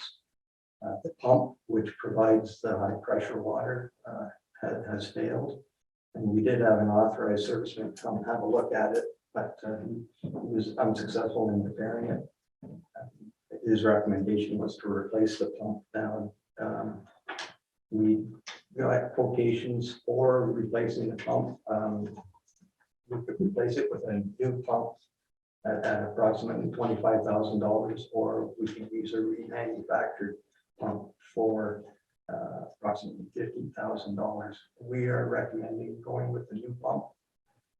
This piece of equipment is used in extreme conditions and in emergency situations, and it's not it's not a piece of equipment that's baby, it's run full out. And with the new pump, it comes with a 1-year warranty as opposed to the 90-day warranty with the remanufactured unit. So we are recommending the repair be done with the new pump. Now, as an unexpected breakdown, this wasn't budgeted for, and we are suggesting that the funds be drawn from the working capital. Jim, might I ask, how old is that, the truck unit itself? I don't know offhand, I apologize. I don't know that right now. I can It's running well, and Yes, there's certainly not any intention of replacing the truck itself. We are having issues with it. Councillor Owen? Yeah, I fully support Director Roman's recommendation that we go with the new pump. I'm well aware that that's a critical piece of equipment, and in fact, what we're spending will pay for itself and save labor when we have water main breaks in the middle of the night and we're paying overtime. If they had to do manually what they do with that truck, I would hate to think how much that would cost us. Also, if you look at the price of rental for a similar unit and an operator, it's $3,000 a day. And that adds up very quickly. So I definitely agree with the recommendation from Director Roman that we go ahead, we replace it, and that we go with a new motor. Rebuilt motor, fine, but as Mr. Roman said, this piece of equipment, I don't know if anybody's seen them in operations, but it has a big hose comes down. It's sucking up gravel, rocks, pieces of wood, whatever's in the ground. And it's not, as Director Roman said, it's not a piece, it's baby. So we need to make sure it's working. Thank you. Any other comments or concerns? We have a motion. Your worship, prior to reading the motion, can I ask everybody around the room, I know we're dealing with electronic participants, to speak up, please. Moved by Councillor Lad Chava, seconded by Councillor Rick Owen. Be it resolved that report number 2022 PW 14 entitled Emergency Repair to Vacuum Flusher Truck be received, and that council hereby approve the repair to the vacuum flusher truck utilizing a new rotor pump at an estimated cost of $25,618.94 plus HST. And finally, that the funds of such repair be drawn from the working capital reserve. All in favor? Motion carried. Item 6.14, asphalt paving 2022. Jim Rowan, Director of Public Works. Thank you, Your Worship, through to council. The town requires full width paving on Wilson Avenue from Federal to Garrison, on Young Avenue from 3rd to 4th, and on Dixon Avenue at the Spruce Street intersection. As well, we have a number of asphalt patches required throughout town, which comes back to breaks, road repairs, other work.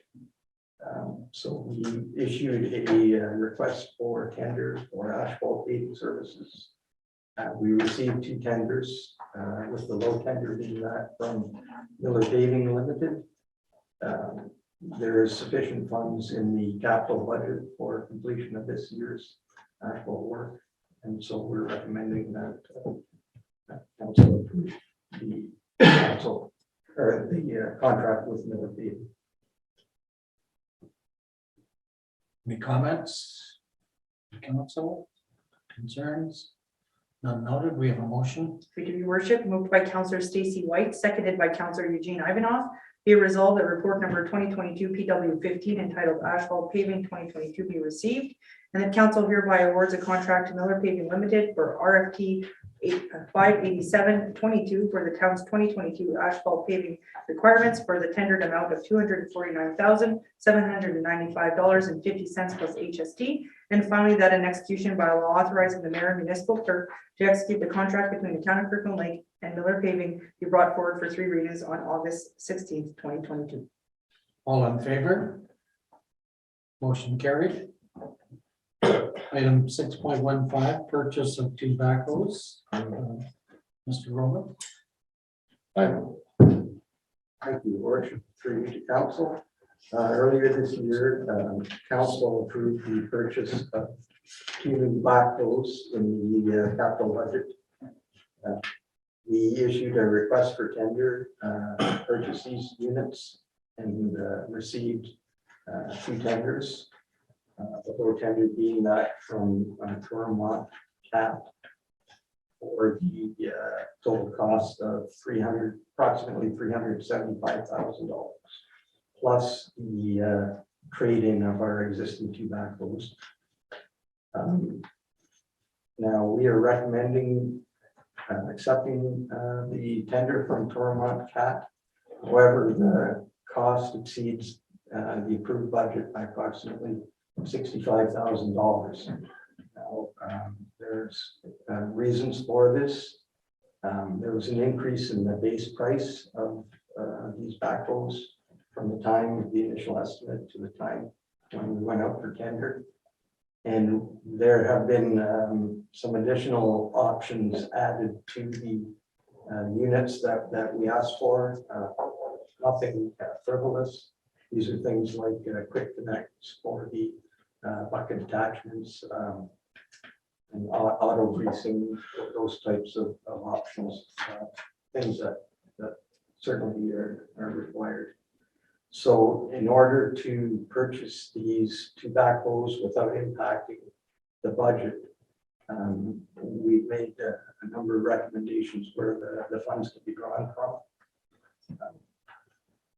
There is an unused amount of the airport RADI purchases, roughly $39,000 that we're recommending be directed towards this purchase.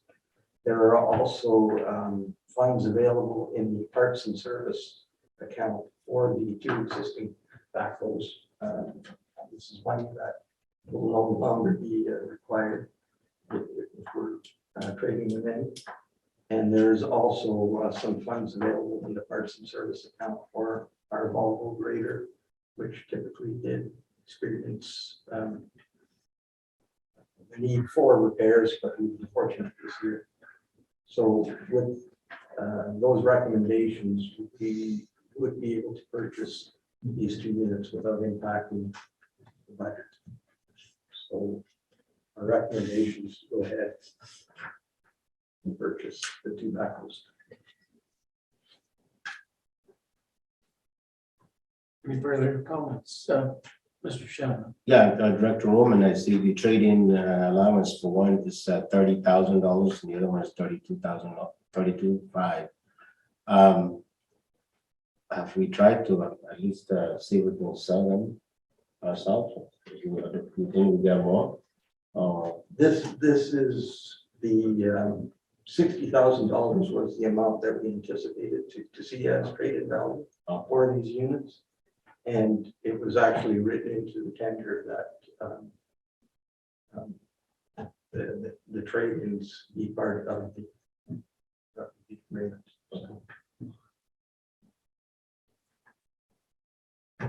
Councilor Rowan. Yeah, it's been at least 3 years. I believe that the Works Department has been patching those 2 pieces of equipment together and asking council to replace them.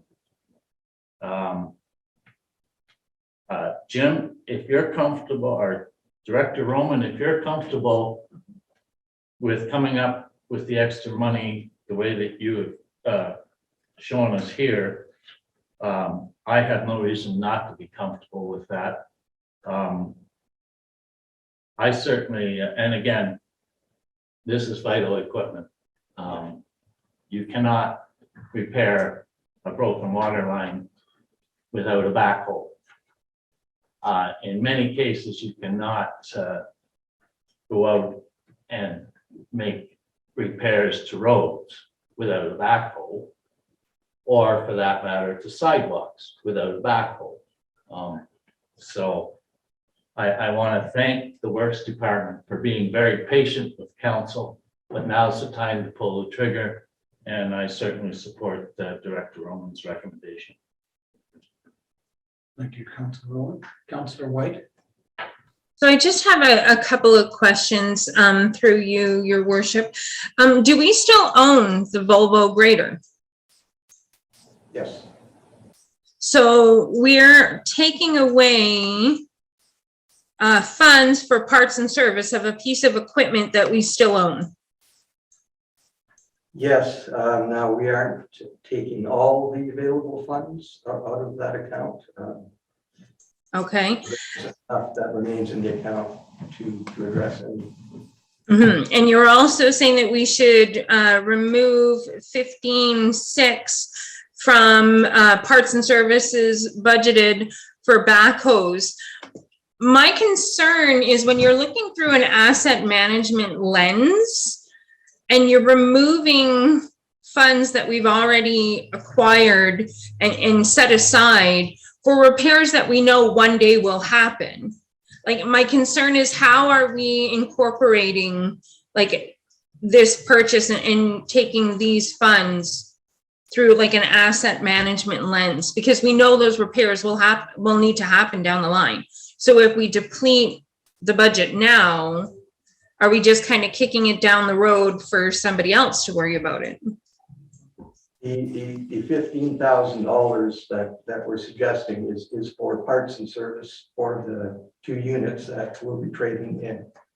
So there will be no need, at least on our part, to conduct any repairs to these units. We're trading them in as is. I'm sorry, sir, can you please repeat that? The $15,000 is to repair the 2 units that we will be trading in. So we will be selling them or trading them in as is, and don't need to spend those funds on any repairs.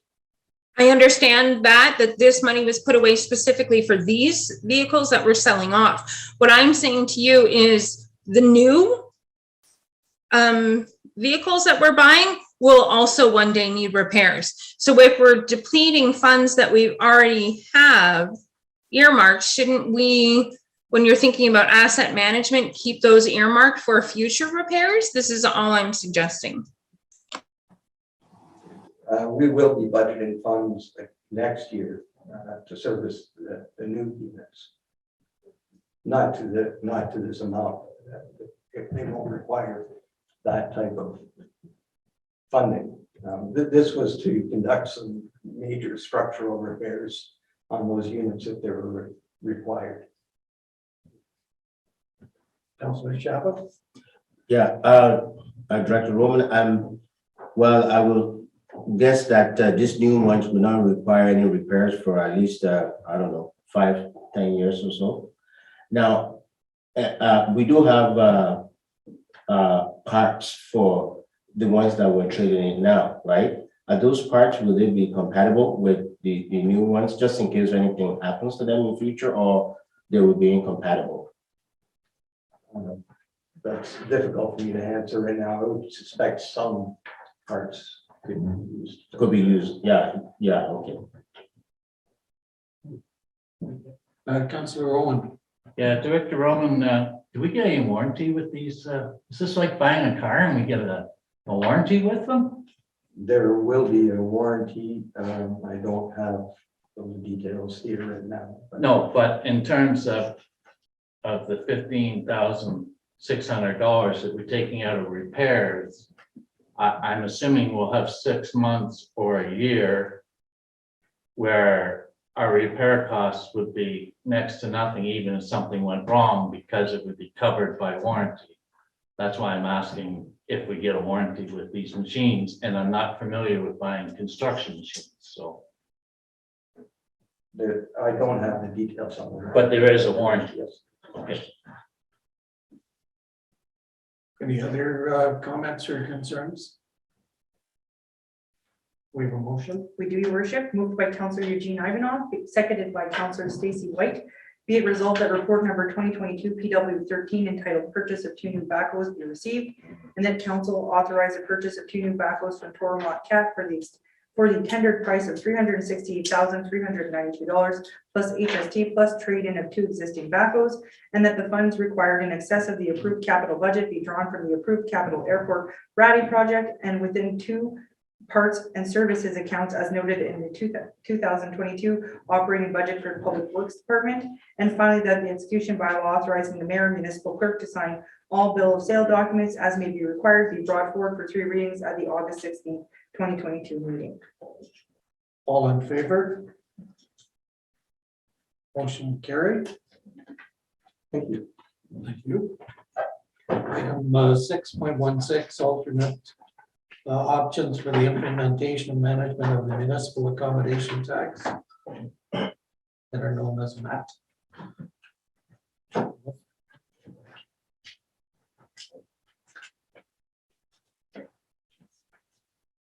Through you, your worship. The report provided discusses the possible delivery mechanisms to assist in the implementation of the municipal accommodation tax, or otherwise known also as the hotel tax. It follows previous reports on the MAT and a report in December of 2021 on economic development corporations, and also a verbal report in April suggesting that municipal service corporation or economic development corporation could help overcome one of the 2 obstacles to the MAT implementation in Kirkland Lake. The obstacles are lack of capacity in the municipality to implement and administer the MAT over the last 3.5 years. And secondly, that we require an eligible tourism entity that is separate from the municipality to work with the municipality to administer half of the revenue that is collected. The report demonstrates that a municipality can create a municipal service corporation to serve as an eligible tourist entity. It demonstrates that both the Economic Development Corporation and, as proposed, a Tourism Development Corporation would serve the purpose. It recommends a Tourism Development Corporation based on the fact that it directly addresses council's stated goal of the MAT implementation. It has a narrower focus and consequently a more limited responsibilities that should mean it could become operational faster and ideally be less expensive to operate. Now, I was asked about that. In that, I'm referring to if you have a full-blown economic development corporation and you're hiring specialized people for specific areas such as mining and service and supply, obviously that's a different skill set, different people. It also promotes community industry buy-in and ideally is more nimble in responding to opportunities. It's very focused. The report explores the process for establishing a municipal service corporation and provides suggestions in key areas that could apply to Kirkland Lake. For example, governance, legal structure, municipal assistance. The concluding recommendations, if council wishes to proceed, that it directs staff to initiate a business case study for a tourism development corporation, and 2, to draft the terms of reference for an economic development and tourism strategy that was covered in a separate bullet point in the report.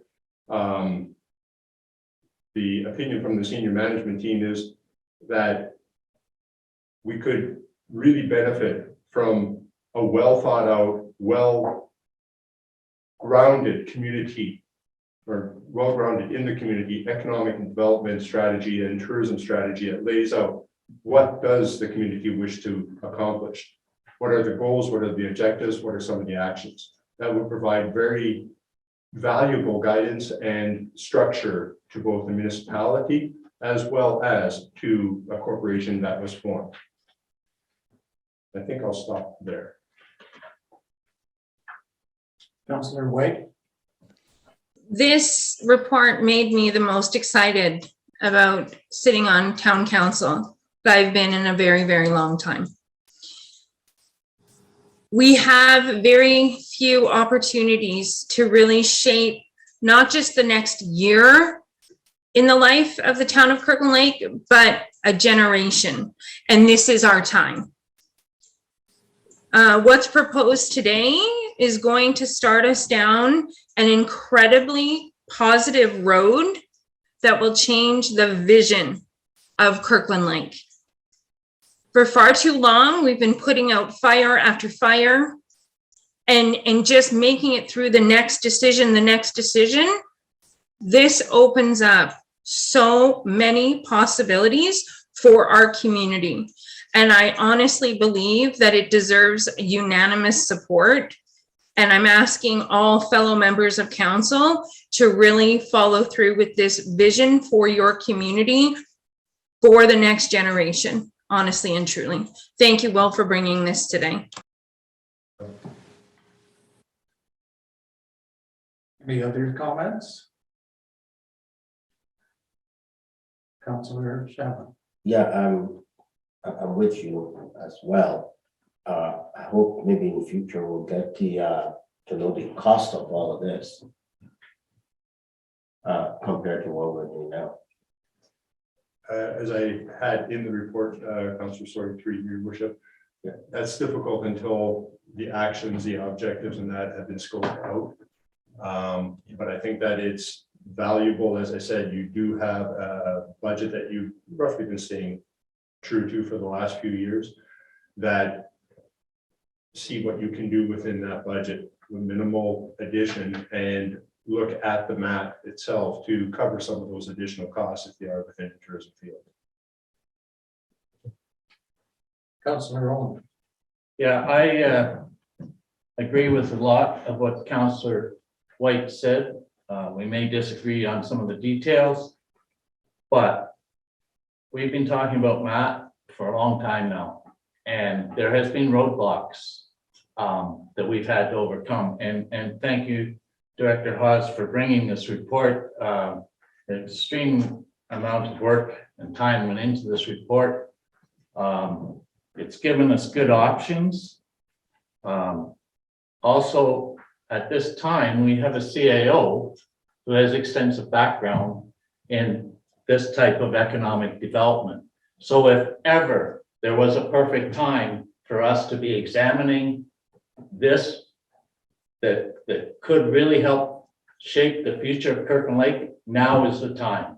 We have our economic development person in Mr. Hawes, and we have a CAO who has won awards for his work in this area. And as usual, I may disagree on some of the details, but at the end of the day, I think this is the way to go. So thank you, and thank you, Mr. Hawes. And CAO Smith, I'm looking forward to giving you more work to do.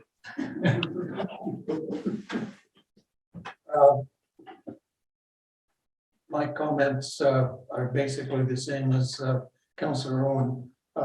Great job, Will.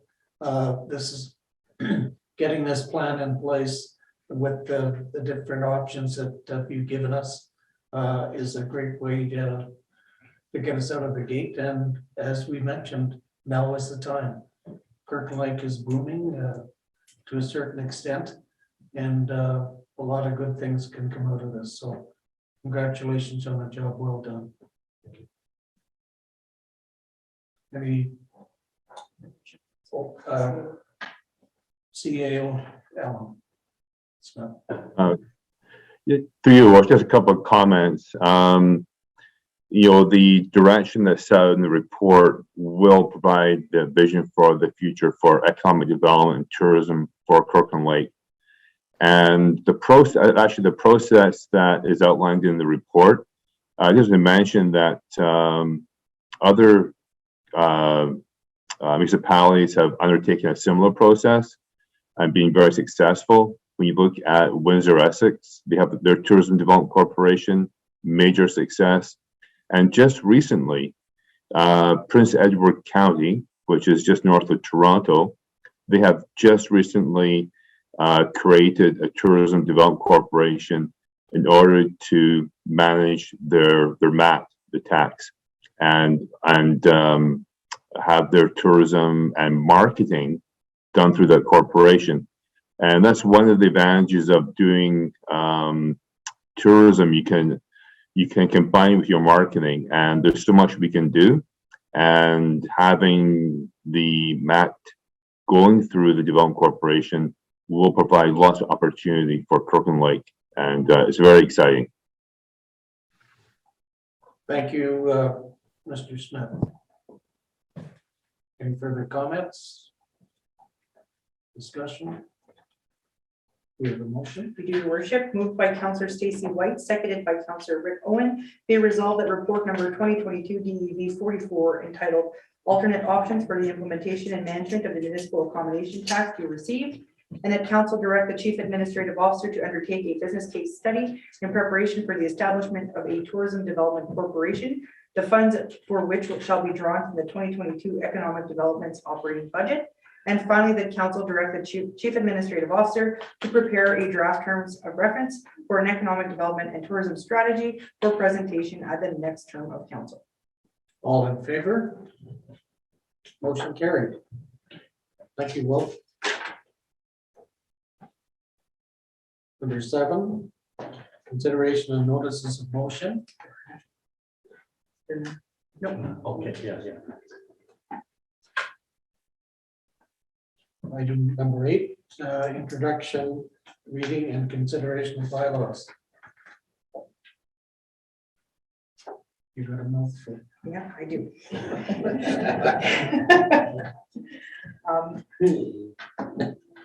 don't know if you want to note that there is a councillor that declared a conflict on this item. I have a question. Okay.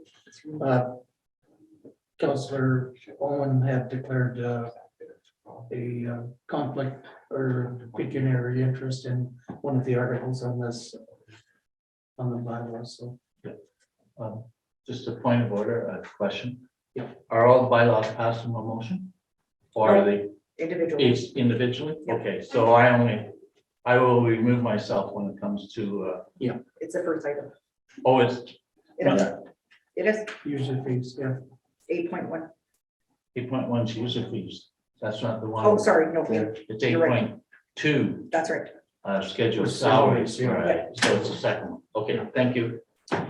So I'll start. Moved by Councillor Stacy White, seconded by Councillor Lad Chaba. Be it resolved that the following bylaw be read a first, second, and third time, numbered, passed, signed by the mayor and the clerk, and the seal of the corporation be affixed thereto, being bylaw number 2022-58, being a bylaw to establish user fees in the town of Kirkland Lake. All in favor? Motion carried.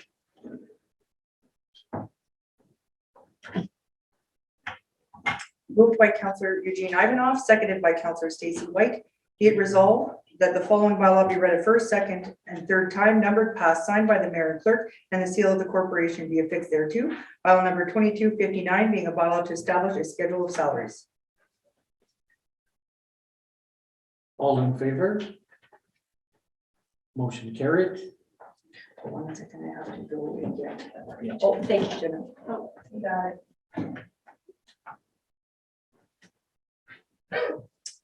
Moved by Councillor Rick Owen, seconded by Councillor Lad Chaba. Be it resolved that the following bylaw be read a first, second, and third time, numbered, passed, signed by the mayor and clerk, and the seal of the corporation be affixed thereto. Bylaw number 2260, being a bylaw respecting construction, demolition, plumbing, change of use permits, and inspections.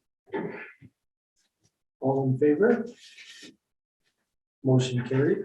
Moved by Councillor Eugene Ivanov, seconded by Councillor Rick Owen. Be it resolved that the following bylaw be read a first, second, and third time, numbered, passed, signed by the mayor and clerk, and the seal of the corporation be affixed thereto. Bylaw number 2261, being a bylaw amending parking bylaw 1517 for the regulation of construction bids. All in favor? Motion carried. Moved by Councillor Stacy White, seconded by Councillor Lad Chaba. Be it resolved that the following bylaw be read a first, second, and third time, numbered, passed, signed by the mayor and clerk, and the seal of the corporation be affixed thereto. Bylaw number 2262, being a bylaw to regulate the Depositing of snow or ice on municipal owned or operated property within the town of Kirkland Lake. All in favor? Motion carried. Moved by Councillor Eugene Ivanov, seconded by Councillor Stacy White. Be it resolved that the following bylaw be read a first, second, and third time, numbered, passed, signed by the mayor and clerk, and the seal of the corporation be affixed thereto. Bylaw 2263, being a bylaw authorizing the mayor and clerk to execute a site plan control agreement for 155 Government Road West. All in favor? Motion carried. Moved by Councillor Stacy White, seconded by Councillor Eugene Ivanov. Be it resolved that the following bylaw be read a first, second, third time, numbered, passed, signed by the mayor and clerk, and the seal of the corporation be affixed thereto. Bylaw number 2264, being a bylaw authorizing the mayor and clerk to execute 2 access agreements with Hydro One. All in favor? Motion carried. Moved by Councillor Rick Owen, seconded by Councillor Stacy White. Be it resolved that the following bylaw be read a first, second, and third time, numbered, passed, signed by the mayor and clerk, and the seal of the corporation be affixed thereto. Bylaw number 2265, being a bylaw authorizing the mayor and clerk to execute an easement with Hydro and to close portion of the road allowance on Comfort Street. All in favor? Motion carried.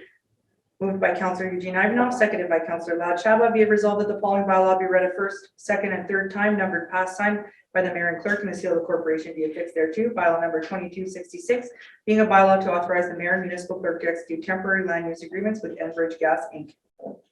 All in favor? Motion carried. Moved by Councillor Stacy White, seconded by Councillor Eugene Ivanov. Be it resolved that the following bylaw be read a first, second, and third time, numbered, passed, signed by the mayor and clerk, and the seal of the corporation be affixed thereto. Bylaw number 2267, being a bylaw to authorize the mayor and municipal clerk to execute documents related to the sale of East Part Lot 196, registered plan M158 and B2 Mark Keats. All in favor? Motion carried. Moved by Councillor Eugene Ivanov, seconded by Councillor Lad Chaba. Be it resolved that the following bylaw be read a first, second, and third time, numbered, passed, signed by the mayor and clerk, and the seal of the corporation be affixed thereto. Bylaw number 2268, being a bylaw to authorize the mayor and municipal clerk to execute an agreement with Miller Paving Limited for asphalt paving services. All in favor? Motion carried. Moved by Councillor Rick Owen, seconded by Councillor Stacy White. Be it resolved that the following bylaw be read a first, second, and third time, numbered, passed, signed by the mayor and clerk, and the seal of the corporation be affixed thereto. Bylaw number 2269, being a bylaw to authorize, being a bylaw authorizing the mayor and municipal clerk to sign bill of sale documents for the purchase of 2 new backhoes. All in favor? Motion carried. No questions from council to staff. Notices of motion. Can you read the notice of motion? First one, 10.1, Councillor White, Draven Alert System. Would you like to speak on behalf of that? I don't think there can be much discussion upon that this evening, but I will be bringing forth a motion next council meeting in regards to that. Okay. Item 10.2, Councillor White, Ontario Firefighting Certificate. So again, sorry. Certification, sorry. Again, not much discussion can happen this evening, but I will be bringing forth a motion next council meeting in regards to the firefighter certification. Thank you. Councillor Owen? Yes, I will be bringing a motion to the next meeting, and before I read it. Your worship, if I may. It's only to provide notice. There's no discussion or debate about it. It's just to provide the subject of the Okay. notice. So do you want me to read the motion as I've written it, or do you just want me to say? Just the subject. Subject. Okay, so it will be council's decision not to demolish the old swimming pool.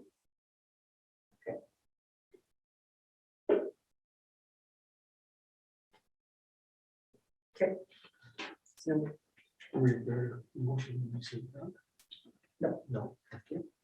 I have one too. Councillor, Yeah, I've listened to the conversation tonight with respect to sidewalk painting, so I'm gonna bring a motion to extend that to other equity seeking groups or other interested groups. so a sidewalk painting program. That's correct. Okay. Okay, councillors reports. Councillor Owen? Yes, I recently attended the cultural event held at Civic Park there. It was very well attended.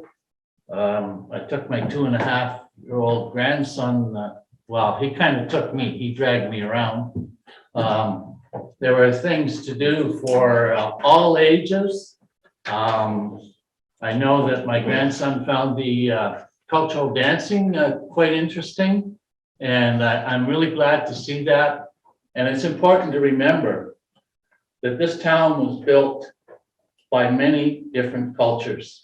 And historically, there were areas of town, like for instance, Finntown is still one that's recognized, where the various immigrants gathered and built their houses. And when I first moved to town, there was still some culturally based community halls in operation. And so it's nice to see that in a way, we're going back to recognizing the important things that many cultures have brought to Kirkland Lake. So I congratulate everyone that was involved in that.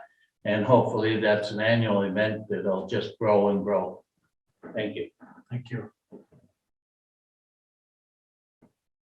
Councillor White? So as you know, CAO and myself are currently at AMO. And I have to say it is an amazing experience. So far, and we're only halfway, I have attended asset management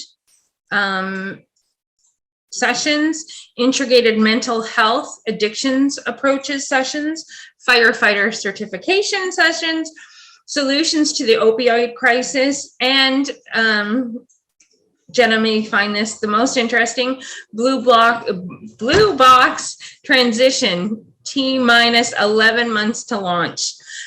Some of these topics may not have appealed to me personally, but definitely the enthusiasm by staff when speaking about some of these topics just piqued my curiosity, and I definitely wanted to partake. I do have to say, there's about 2,000 individuals right now that are attending. And when you are surrounded by excellence, you can't help but feel excellent. And I hope next council really prioritizes getting as many staff and as many council members to these conferences as we can possibly afford. The information that you receive is worth 10 times the amount of money. I can't wait to write my reports for next council meeting. So thank you for the opportunity to attend. Thank you, Councillor White. Mr. Shaba? I had the opportunity to attend the dedication funeral spark to the late Mayor Bill Eno. It was well attended by members of the council here. Councillor White was there, and so Councillor Owens, he was there too. So I'd just like to say a big thank you to the staff that put that together. And thank you too to the members of the public, because many people showed up. As you know, politicians are sometimes unsung heroes, but you know, people were there, and everybody really traded a lot of good stories about our late mayor. So staff, thank you very much for a job on that. I appreciate that. Yeah, I did attend as well, and ditto the comments of Councillor Shaba. It was a nice event and an excellent turnout. I was quite impressed with the number of people, older friends and business associates that turned out. So it was a great day and of recognition for Bill for a job well done over many, many years. Okay, moved by Councillor Eugene Ivanov, seconded by Councillor Stacy White. Be it resolved that the verbal updates from members of council be received. All in favor? Motion carried. We'll go to a 10-minute break.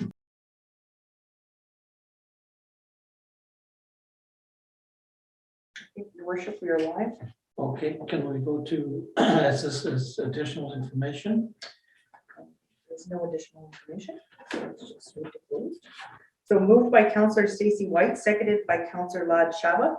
Be it resolved that council adjourn in camera pursuant to section 239(2) of the Municipal Act 2001 as amended at 7:14 p.m. for the following reasons. Items 13.1, 13.2, 13.3, 13.4, 13.5, all being proposed or pending acquisitions or dispositions of land by the municipality or local boards.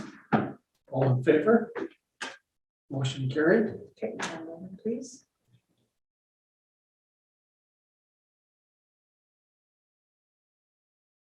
Moved by Counselor Stacy White, seconded by Counselor Rick Owen. Be it resolved that council reconvene in open session at 7:31 p.m.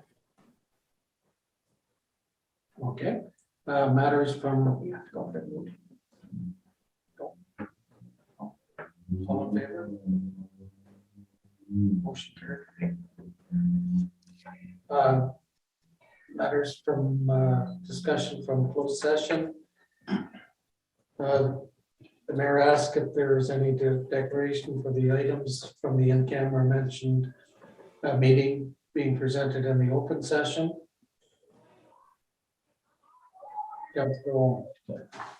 I, Rick Owen, am declaring a direct, deemed, or indirect pecuniary interest on the agenda of the meeting dated August 16th, 2022, open meeting. Agenda item 14.1, agenda title, request to enter into an encroachment agreement with Agnico Eagle. It's a deemed pecuniary interest as my son works for them. Nature of my interest is as follows. My son is an employee of Agnico Eagle. Duly noted. Item 14.1, request to enter into an encroachment agreement with Agnico Eagle.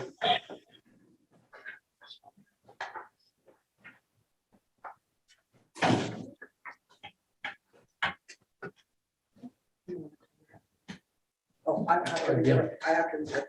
Yeah. Sorry. Moved by Counselor Lad Shaba, seconded by Counselor Eugene Ivanov. Be it resolved that report number 2022 DEV 42 entitled Request to Enter into an Encroachment Agreement with Agnico Eagle be received, and that council authorize the mayor and municipal clerk to execute an encroachment agreement with Agnico Eagle for the installation of a flow monitoring station at Murdoch Creek. And finally, that council authorize the bylaw for the encroachment agreement be given 3 readings at the regular meeting of council on September 9th. All in favor? Motion carried.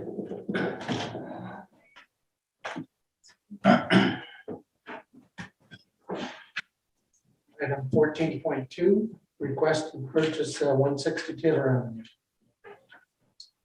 Moved by Counselor Stacy White, seconded by Counselor Eugene Ivanov. Be it resolved that report number 2022 DEV 38 entitled Request to Purchase 160 Taylor Avenue be received, and that lot 863 of subdivision plan M137T parcel 10632 CST municipally known as 160 Taylor Avenue be declared as surplus land, and the council approved the sale of land for 160 Taylor Avenue to Chris Kazur and Tracy Lalonde for the amount of $5,000, and that the council authorized the mayor and municipal clerk to execute the offered purchase and all appropriate sale documents as may be required, and finally that council authorized the bylaw of the sale of property be given 3 readings at the regular meeting of council on September 6, 2023. All in favor? Motion carried.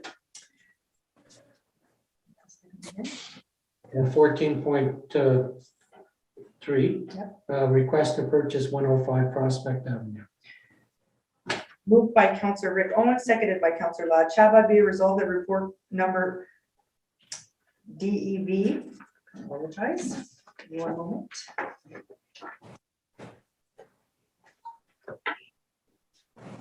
Focusing on my copy. DEV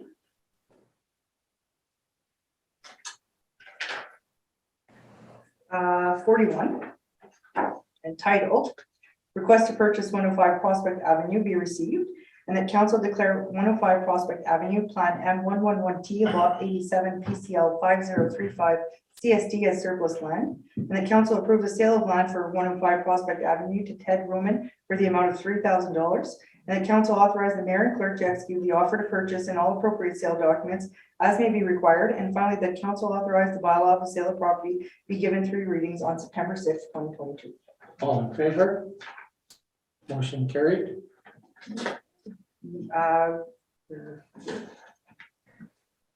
Confirmation bylaw. Moved by Councillor Stacy White, seconded by Councillor Rick Owen. Be it resolved that the following bylaw be read a first, second, and third time, numbered, passed, signed by the mayor and clerk, and the seal of the corporation be affixed thereto. Bylaw number 2270 being a bylaw to confirm the proceedings of council at its meeting held August 16th, 2022. All in favor? Motion carried. Motion to adjourn. Moved by Councillor Stacy White, seconded by Councillor Eugene Ivanoff. Be it resolved that this regular meeting of council do now adjourn at 7:36 p.m. All in favor? Motion carried. Good night, everyone. Good night, folks.